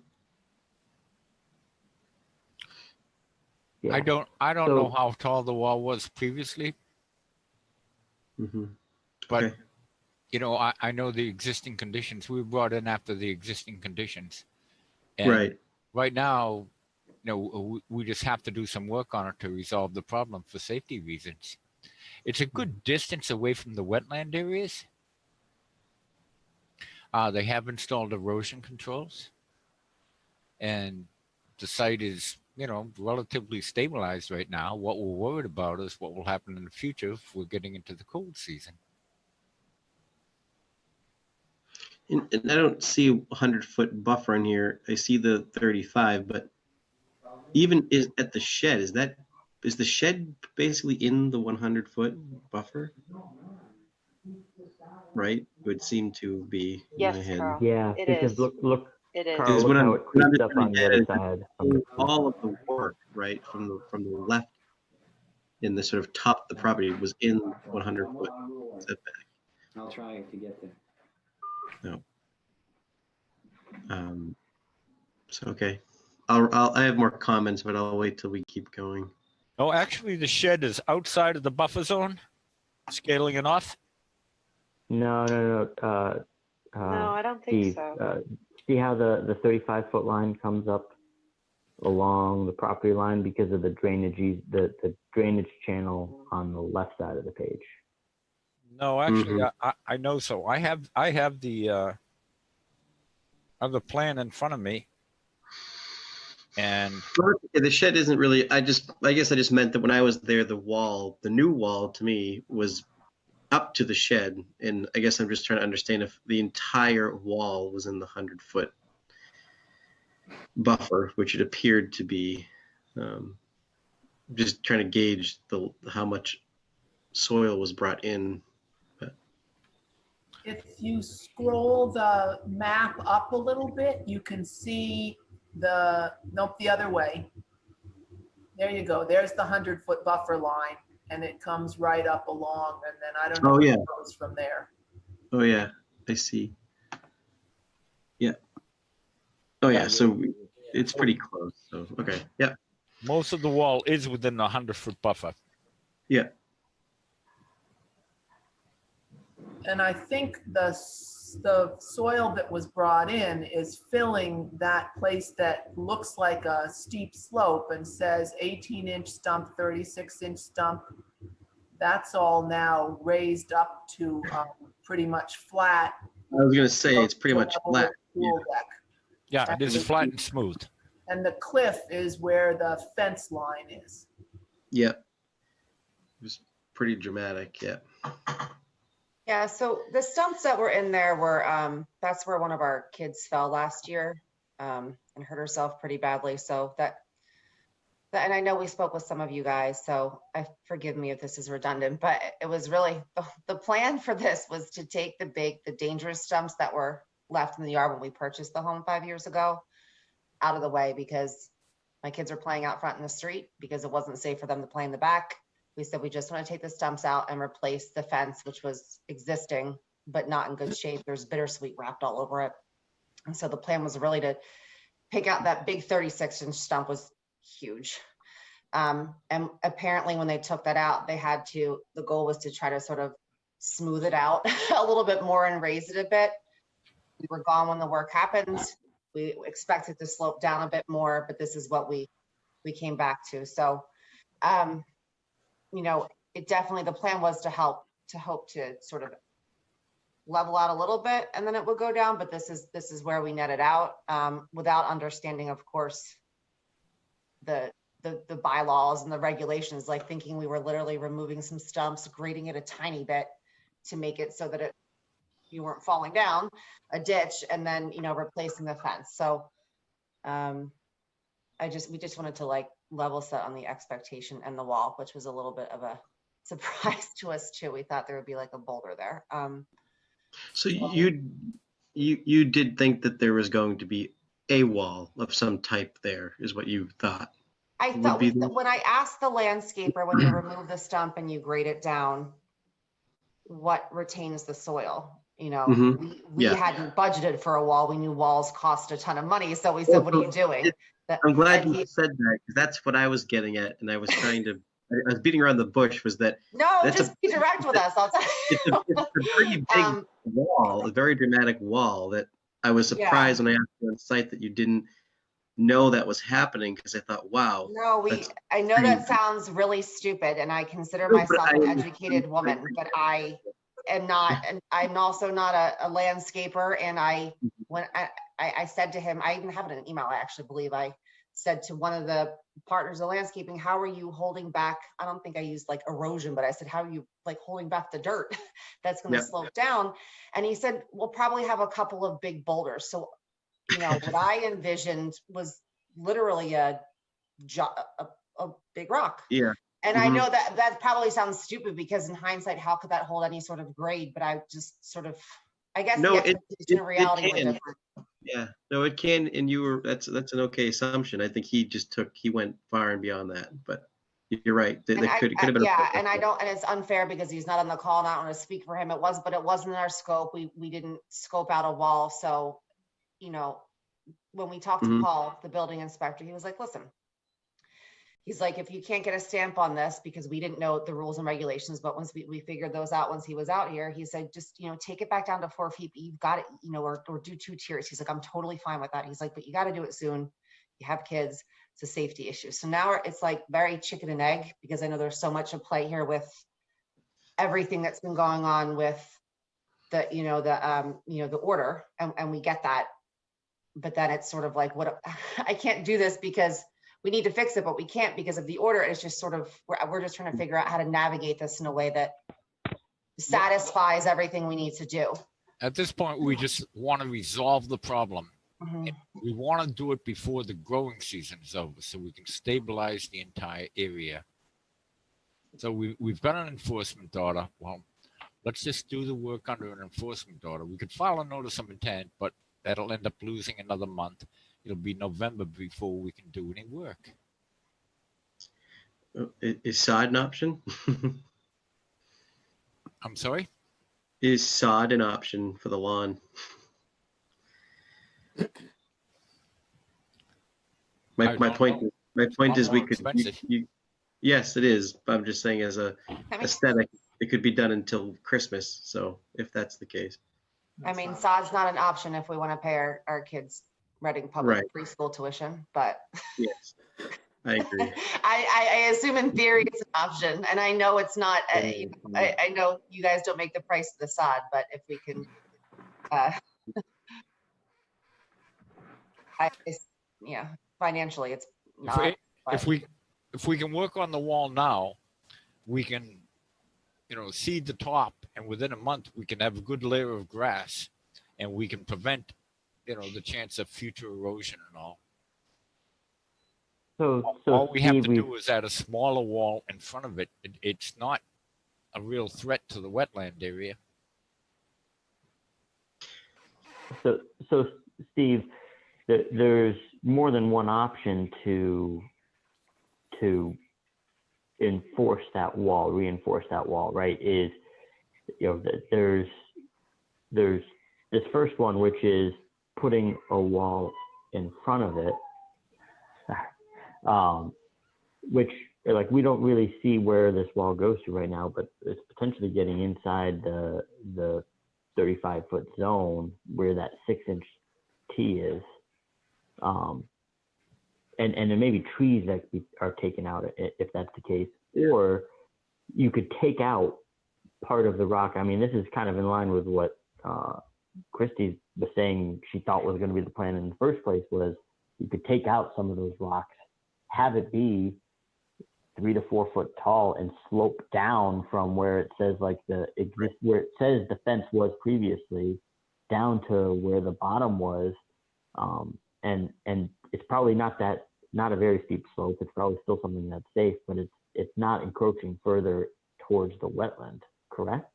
You're absolutely correct. We could take out a couple of feet of fill, and we would be below the 4-foot minimum for a for a retaining wall for the building department. But that would be a lot more disruptive than just adding a small 2-foot wall 3 or 4 feet in front of the existing wall. Which Is would that make the existing more wall disruptive? Because you've got to get to the front side of the wall to put the new wall there. The access to the back there is going to the top side of the wall. Like the work, I have a tough time envisioning that that's the less intrusive method. And frankly, I mean, I'd really want to see the details associated with 6 to I always say, I think that at certain points is like 8 to 10 foot. If you really get to that 36-inch stump, there's going to be some real detail around what the tiered wall system needs to look like for that to actually work. I think it's a whole lot easier to bring fill in from the left-hand side of the house and to have a small machine, dump it into a trough created by a 2 to 3 foot wall that's 4 to 5 feet outside of the existing wall. I think that seems like an easy solution. And so, Mike, I tried to raise my hand. Just one more thing. I think it's almost, it's the same process or sequence in my head to have a small machine back there, take away the boulders, not disrupt anything that's already been probably disrupted with debris anyway. When it rained right after this happened, and just remove it back off that construction access on the left side of the road, the house. And you still have to truck in boulders or whatever the retaining material is, plus fill, right? So it's you're putting a surcharge. Plus, you're putting a surcharge on a wall that we're deciding is already, that the building department has already indicated is not safe. Right. I'm not disagreeing with you. We could do that. I mean, it is an option. Our preferred option would be the small wall in front of it. I think it's simple and easy to do, and it could be done under the enforcement order. It would prevent erosion and siltation. We could do it relatively quickly, and we get the place seeded, and we get it all stabilized, and it would be a done deal. It's just not a big deal. we could When cut I it. was out there, it looked to me like there was a lot of native vegetation right up to the point of the newly built wall. So I think Absolutely. if you're trying to put another wall 3 or 4 or 5 feet beyond the fence to stabilize that newly built wall, you're taking another swath of vegetation out. Can I just clarify? Sorry, we're not going out further from where you see the fence in here. Sorry, I'm pointing to my screen. You're not going out further to where the fence is. We're actually coming inside the fence area. Because we wouldn't want to disturb anything further. And in fact, in that other tier, we talked to our landscaper about potentially planting some additional native vegetation. So even though the fence would come further in, and I'm sorry, I can't show you without control of the screen, but the fence would come in a little bit further. So we would lose grass technically, like for us to walk on, we would fence it up there from a safety perspective. The second tier, we would happily plant native vegetation along that. I think you mentioned high brush blueberry earlier. Our landscaper had mentioned that as like good for the birds in the area. But if you guys had anything you suggested that you want us to plant in there, that would be a great space for it too. But we're not at all suggesting to take any additional vegetation and push further out. So if you built a step on the inside of that fence line shown on there, that wouldn't reduce the height of the wall though, right? Yeah. So it would have to be built in front of the wall, right? Or am I right? Or maybe it's too late. I don't know. Maybe it might be a semantics like in front or behind. Sorry, like I'm thinking like inside is behind, but it would go right now where the wall sits is along that fence line of this survey. And it would come, the 2-foot tier would come in. And the landscaper, as well as some of the engineers we spoke with were like, this is really the simplest and cleanest way to do it. So that is why we run over it with Paul, and he had agreed. Can I try to ask a question, but also try to clarify what you're saying? Please. So there's an existing wall there now that's pretty tall, 7 feet tall.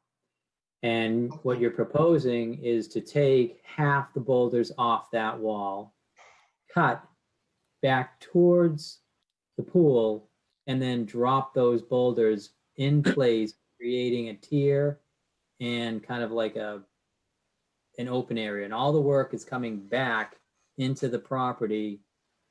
And basically you're knocking down the wall that's there in half, grading out a flat spot in back of it, and then dropping those boulders back in place. Is that what happens? Well, that's what would have to happen if you weren't moving forward, which would be towards 20 Dean Road. We're not moving toward 20. Okay. Right. That is my understanding of how it would, how it was proposed, was that is how my husband and I understood it. I think, Steve, is that how I explained it to you? So considering everything is disturbed, if that is actually the understanding of the person that's doing the work, I don't see that as more disturbance. Just redisturbing the already disturbed area. So I agree. I agree. That's not how it was. Yeah, I agree. Yes, I agree. That makes more sense. Okay. And to me, that's 6 1/2 dozen of the other, whether it's the wall is shortened and you slope down to it, or it's cut back and benched up. That's just making a more stable condition and not furthering disturbance. If you're doing that, you're going to be removing some of the soil, because when your wall gets shorter, you're taking away the soil that's behind that taller wall and pulling it in. Yeah. So there's going to be a strip of soil you have to remove to make it the wall be a 2-step wall. Is that correct? Yes. Good. Yeah, that makes much more sense to me.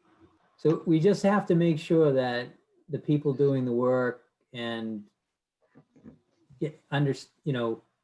also understand the process here. And I think as long as you're not pushing further into undisturbed areas, Correct. this is a workable situation And I would be based on the fact that we're already where we're at. I would be concerned about making sure that there are good plantings done on that shelf, because there's an awful lot of buckthorn out into the undisturbed area that could easily seed onto that shelf, and you get a lovely crop of invasives. Great idea. Yeah, I think that's a great idea. And you heard how painful buckthorn can be. Yeah, I mean, yes, I heard for half an hour how painful buckthorn is. I can't imagine the poor people who have been dealing with it for 4 years. Yeah. Chuck, there's no reason that we can't have a pre-construction meeting with you on site with the contractor who's going to be doing the work. That would be fine. Okay. The important thing is to get the work done as soon as we can so that we don't lose the growing season. So we can get some grass growing in there. We can get the site stabilized. I think I'll say it a little differently, Steve. That I think the important piece in my perspective is you've got a really tall wall there right now that's not engineered. And I think the important thing is getting it into a position that is safe, that we know is stable, that is designed appropriately. I think you're right. And I'm fine with moving forward with that, that piece of it, because I think that's an important spot. I think that's certainly much taller than anybody was thinking and planning that it should be. And I think I'd like to see it go the right steps to be something safe and reasonable. I think you're absolutely right, Michael. Safety at this point is the issue. We really would like to get this resolved as quickly as possible. Did the building inspector ask for an engineered drawing of this wall, or is this more like just chop it in half, move the stones back, and I'm going to be good with that? Correct. And he said, feel free to call him, which I think I put in my email to you, Chuck, which I don't even know if you've gotten a chance to read it. Yesterday morning, I spoke with Paul and I confirmed that, and I copied him on the email, and he said, tell Chuck to feel free to call me, but I only need a drawing if you're getting something stamped. And like, if we wanted to keep it at that height and, do something like basically engineer it, but he said, if you're just cutting it down, I'm perfectly fine with that. No, I just wanted to know, the only thing I'm really concerned about is delivering the message to the operator of the machinery. And because I saw that, I guess, when we left him that morning, the amount of work that he did and how I felt like, this guy wasn't really, he kind of led me down the wrong road, still is kind of stuck with me. So I just want to make sure that when it's said, and, I don't know if Steve, if you can help, I know you have a construction background also, just how to make sure this guy understands we're drawing everything back and nothing's to move forward. And we're thinking, basically what we talked about here has to happen. I think we need a flag. We can put a plan I'll just reiterate that concern.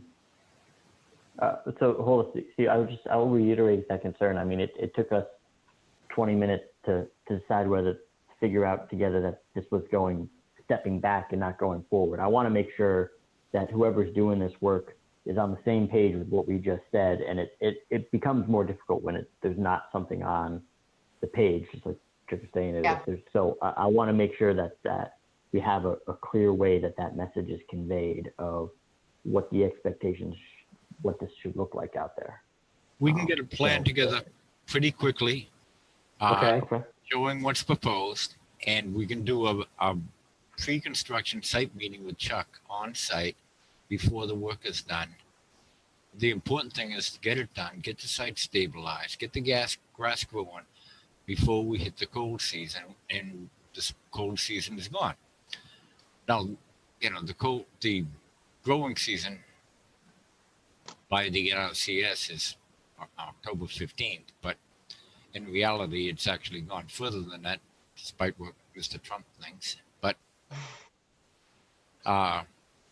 you know, we still have limited time. We're going to be hitting, we could hit a frost any day now.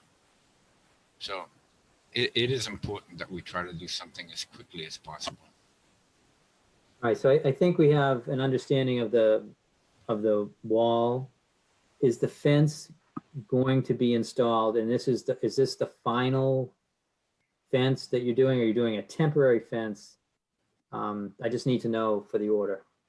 No, we're looking for a final fence. We're looking for a permanent fence that will stay there forever, and it's a done deal. Okay.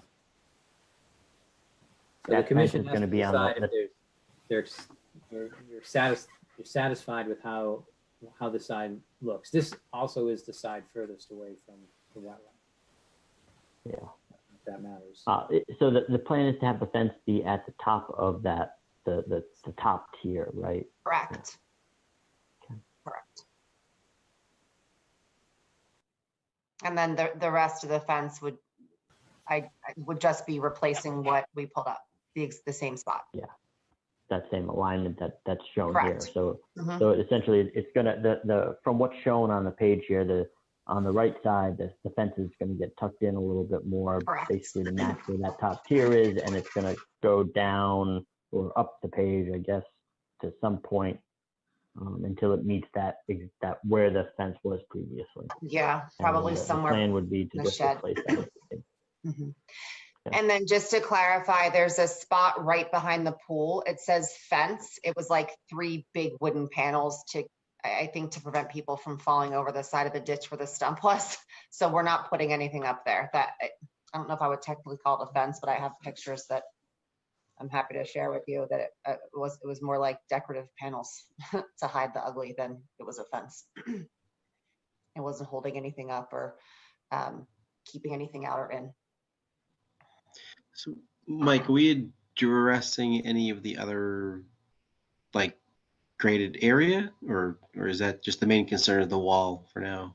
Or yeah, so I think at this point all I've heard was the wall. I'd like to hear about like some of the other areas so the things I had on my list that I wanted to make sure we hear about is the other areas, and if grading had increased over there, the trees. And then there was some discussion about the drainage from the driveway to the ditch. Because it did look like to me, I don't know where north is, but on the top of the plan where the fence is written, kind of closest to the 25-foot buffer line, that was the new loam or grading was almost back to existing. It felt like there and then sloping up back. On the left-hand side where it says 36-inch stump and 40-inch stump, I mean, you could see that there was definitely some fieldstone and boulders along that fence line. And I think that could give away the fact that it was just graded. You know, there's definitely was some fill there. So I just didn't know if maybe for some mitigation or something, well, I guess we can talk with the trees, but it just seemed like through the whole kind of area was re-graded that was my impression when I got there. But everything on the left-hand side has been there historically. It's been there for quite a while. Okay. So we're not really worried about that. We're just looking to stabilize what we've got. Yeah, so the only thing different on the left-hand side is they added those topography lines. I don't know if they're 1 foot apart or 2 foot apart. Basically, they added another 2 foot or 18 inches to the height right there. So where? I guess what I'm saying is, they didn't increase the lawn. They're all in an effort to get it as flat as possible. It's pretty vegetated down there. I mean, from what I'm seeing is if the erosion control, or if there was a fence in front of it that prevented, anything from going into this drainage ditch that's, vegetated and whatnot, and it's jurisdictional, it would be beneficial. So erosion control in front of this graded new, new dirt, new whatever, or the fence, it would be helpful. But my only concern is that I'm not really sure that things are being discussed here. We're doing a lot of this because it needs to happen. And Steve's saying, growing season, it's got to happen. The erosion can be managed with erosion control. They can wait until next spring. The fence can be temporary. The work could be looked at. But if you're not going to make any substantial changes to this plan, and ultimately it's what we're going to decide on, then moving forward is the right path. Well, Chuck, we're not on opposite sides. We're both looking toward stabilizing the site and, vegetating it so that there's no threat to the wetland area. That's both of our goals. I'm looking to do it as quickly as possible because we're approaching the end of the growing season. But you and I are not on opposite sides here. We're working for the same team, Yeah, let's just get it done. I think Chuck's point is like, it's easy to say, let's just get it done. I think the commission needs to decide, like, is this what we would have accepted if it were before us on a permit? Has there been, and not just say, like, oh, get it done because it's already been, a lot of this has already been done. I think there are areas that we've already talked about that need work immediately, and I think we've already said that makes sense. I agree with exactly with what Chuck said. Is look, there's parts of this that I sit and say, well, would we have done anything differently? And the answer maybe no. I'm interested to hear what the commission has to say, but I think the answer is no. If this were before us, I think this would, as long as they weren't taking more lawn, this may have been something that a project we would have accepted. So, but we need to decide that now if we're going to let you loam and seed, because it doesn't seem like we're going to get another shot to say, no. Like, you need to flatten it. You need to put the slope back to what it was previously. It doesn't seem like we're going to get another shot to say, there was fill added or it is encroaching further. So let's just make sure we're getting it right now. So I realize that you want to get it done and get it growing. But as Chuck said, like, things can be stabilized with erosion controls. Things can be protected with erosion controls. Let's get it right. Let's make sure it's something that the commission can accept. Well, I don't have any disagreement with that, but I think we meet the Wetland Protection Act, and I think we meet the standards of the Reading Wetland Bylaw. So, we would just like to move forward. So, maybe this is my novice coming out, but when you say that, I'm trying to understand. I was so surprised to see the 8-foot wall with fill within the 100-foot buffer. It's like we talk about for an hour about such a smaller scope. I guess maybe I don't know if anyone else is speaking up, but maybe I'm wrong. I don't know. I think we have to make such a quick decision on something that seems like such a big project, but I don't know. Maybe I guess I'm looking for someone else. Advice or I can give you some background, and we always want to be consistent in town. And there was a site in town that we had to make a huge retaining wall. I mean, it was much higher than this, and the boulders were much bigger. And we just made sure that it wasn't on the 35-foot line, and that's where it had to start, from the 35-foot line back. So this wall, I believe what Mike said, this wall would have been approved. We would have got a little questionable down by the 35-foot line. I don't know if there's any part of this wall that is down there now. I mean, it sounds like Steve had a plan that shows existing conditions that we don't have, but that would be good to talk about if we could see it.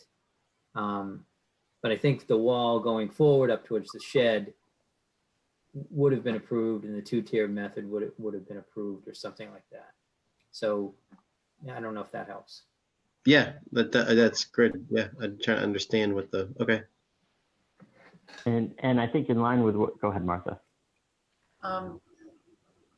The two things that concern me, one is the drainage from the bottom edge of the driveway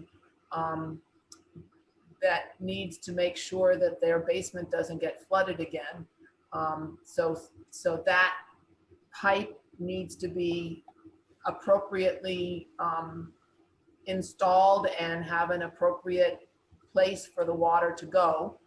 And also, I think when we were there for the site visit, it looked like there was pavement in the area behind the house near the swimming pool that had been put down since this further up, go up on the map higher, where it says walk and walk. I think there's some pavers there, maybe producing more impervious surface than there used to be. They were just replacing old pavers. We have pavers that replace. It wasn't gravel area or crushed stone or something? Do you see where, I'm sorry, I don't know how to show you that, where it says walk, you go up the walk and then it curves to the walk. So the walk in front of the patio where it says walk. Yes, correct, right there. Right in front of there in that space between the walk and the sunroom, the Three Seasons porch, that was a lot of stone. And the plan there was just to put some new vegetation. So is there any more impervious surface there than there used to be if it was crushed stone and is now patio pavers? It's not, there's actually no pavers there at all where I just pointed out. That's just dirt right now because they, my dog was eating and dragging the stones. So she actually took most of them away herself, but it was dirt. And we thought the best solution for that versus stone was just we were going to do some plantings there. Okay. Regardless, just because it could still drain because we have our gutters are up there. It could still drain, but we didn't cost a lot of money to put pavers in. And so that wasn't part of the plan. That was mostly like bigger stones. So they weren't, it wasn't gravel necessarily, but they were stones about that big. Okay. So then what's the story with the pipe going away from the corner of the driveway in front of the garage doors? Is that draining someplace appropriately now? I know it had been capped right while you were out of town. It was just before you got there. That was a splendid week. That has been, so that drains to basically where it was coming up before. We had the landscaper flag that. I think when Chuck and Mike were here, and you may be able to explain this better than I can, gentlemen, but the pipe went in place of a swale that was there. And so it kept us from having to continually like dig out the swale. And I think we put some additional, we put some straw wattle in place around that with some crushed stone, because that's what Chuck and Mike requested when they were here last Monday. And so far it's been draining. And then the landscaper just flagged the output, which isn't anywhere near the actual drainage outlet, if I'm using the right word. He was able to flag where the pipe ends. It was like it was exactly where you were thinking it was. Like right around there. You're like, I bet if you moved one of these, you could see it. Yeah. So what it looked like when we were out there is, so you could see kind of where the swale was.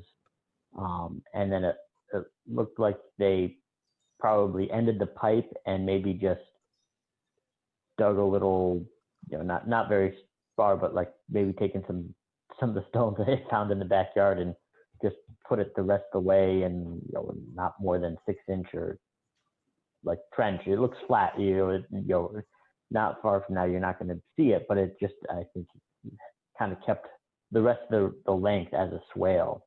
So it appeared like it wasn't going to be a direct discharge, but we weren't certain that that's where it was where it was discharging.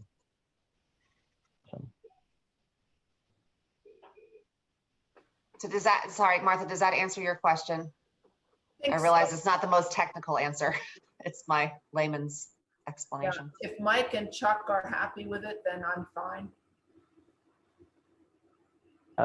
I think when we do the site visit, I'd like to just go back. I mean, if they've marked it, I think that's going to help a lot, because we weren't sure, but we can confirm. And if there's any sort of issue when we do the site visit, we can reach it. But I think what you said, well, I think what I've heard, what I'm hearing, and what I think I assumed once we got it through there is that it's not a direct discharge into the stream, which is what I was concerned about. So correct. If we could deal with the existing problem, it's 11 o'clock right now.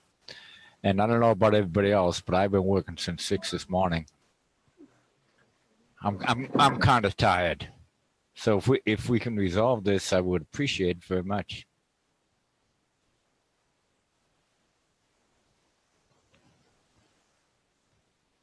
yeah, I would like this to move as well. I guess I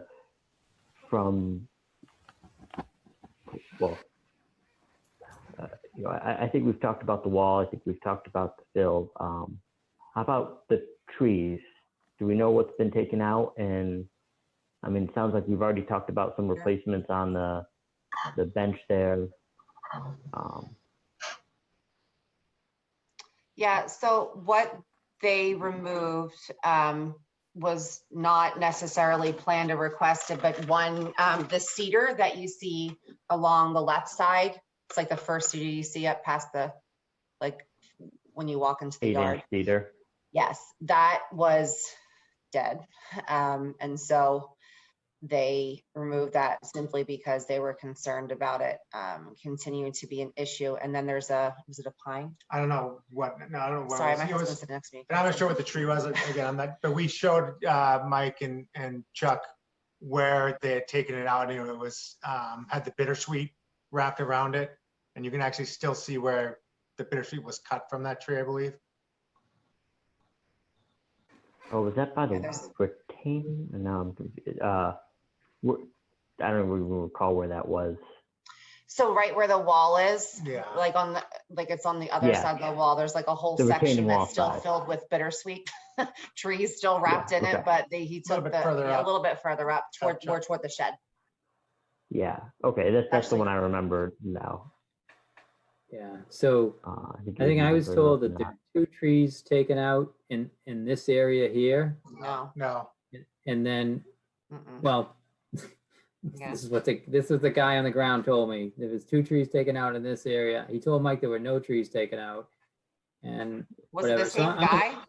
There's a couple guys. No, it was different. It was different view. So I think there's 2 trees taken out. I don't know where they are, but there's 2. So I think that's the number. That's what we'll be looking for a replacement for. Okay.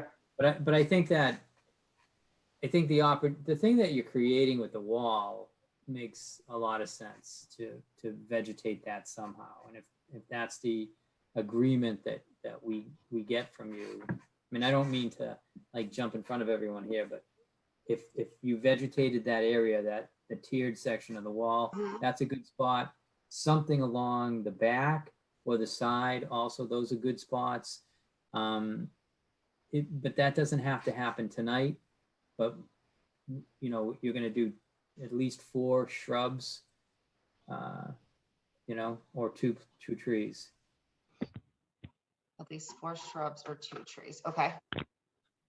And the locations have to be in the 100-foot buffer zone. I mean, it seems like that's kind of solved, or that's on the back burner and can be on the back burner because it's not on your has to get done list. And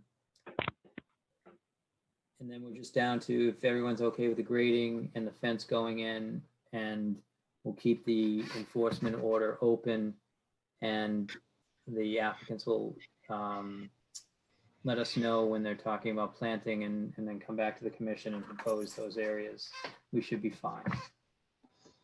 Yeah, I I see agree, Mike Chuck. nodding yes. I'm not sure what anyone else thinks. I'm good with that. Me too. Okay. And when we check this out in the spring, because I'm thinking it would be open, we would keep this order of conditions open long enough. We would do a site visit and then, check the drainage and see if any sediment got in there and whatever else. I don't think there's going to be any erosion on the site. So,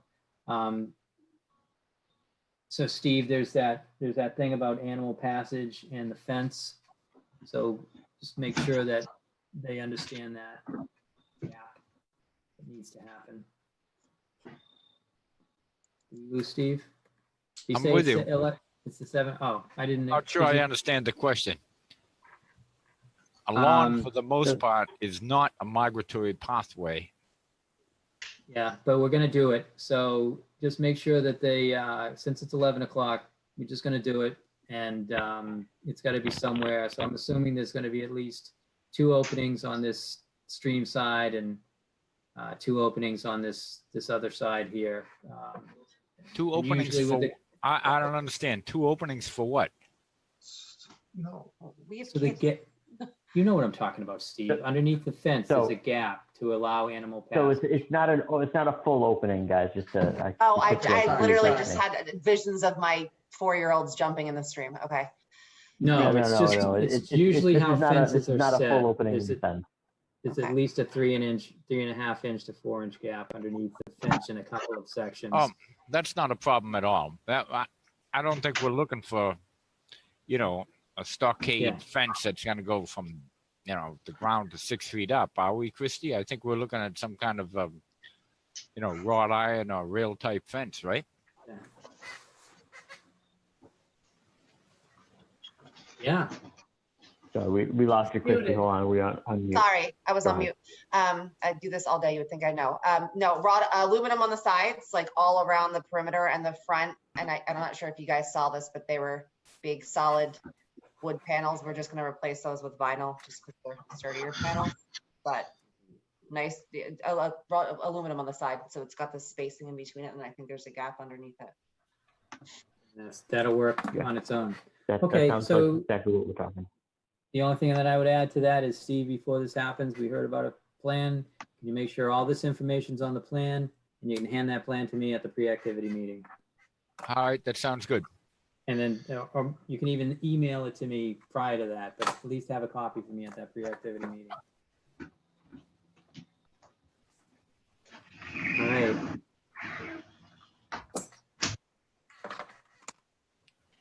What you say, Mike? Sounds good to me. I think that's all I got. All right, so can we get a motion with the amendments made to the enforcement order for 14 Dean Road? Can I get a motion and then get a second, and then we can move on?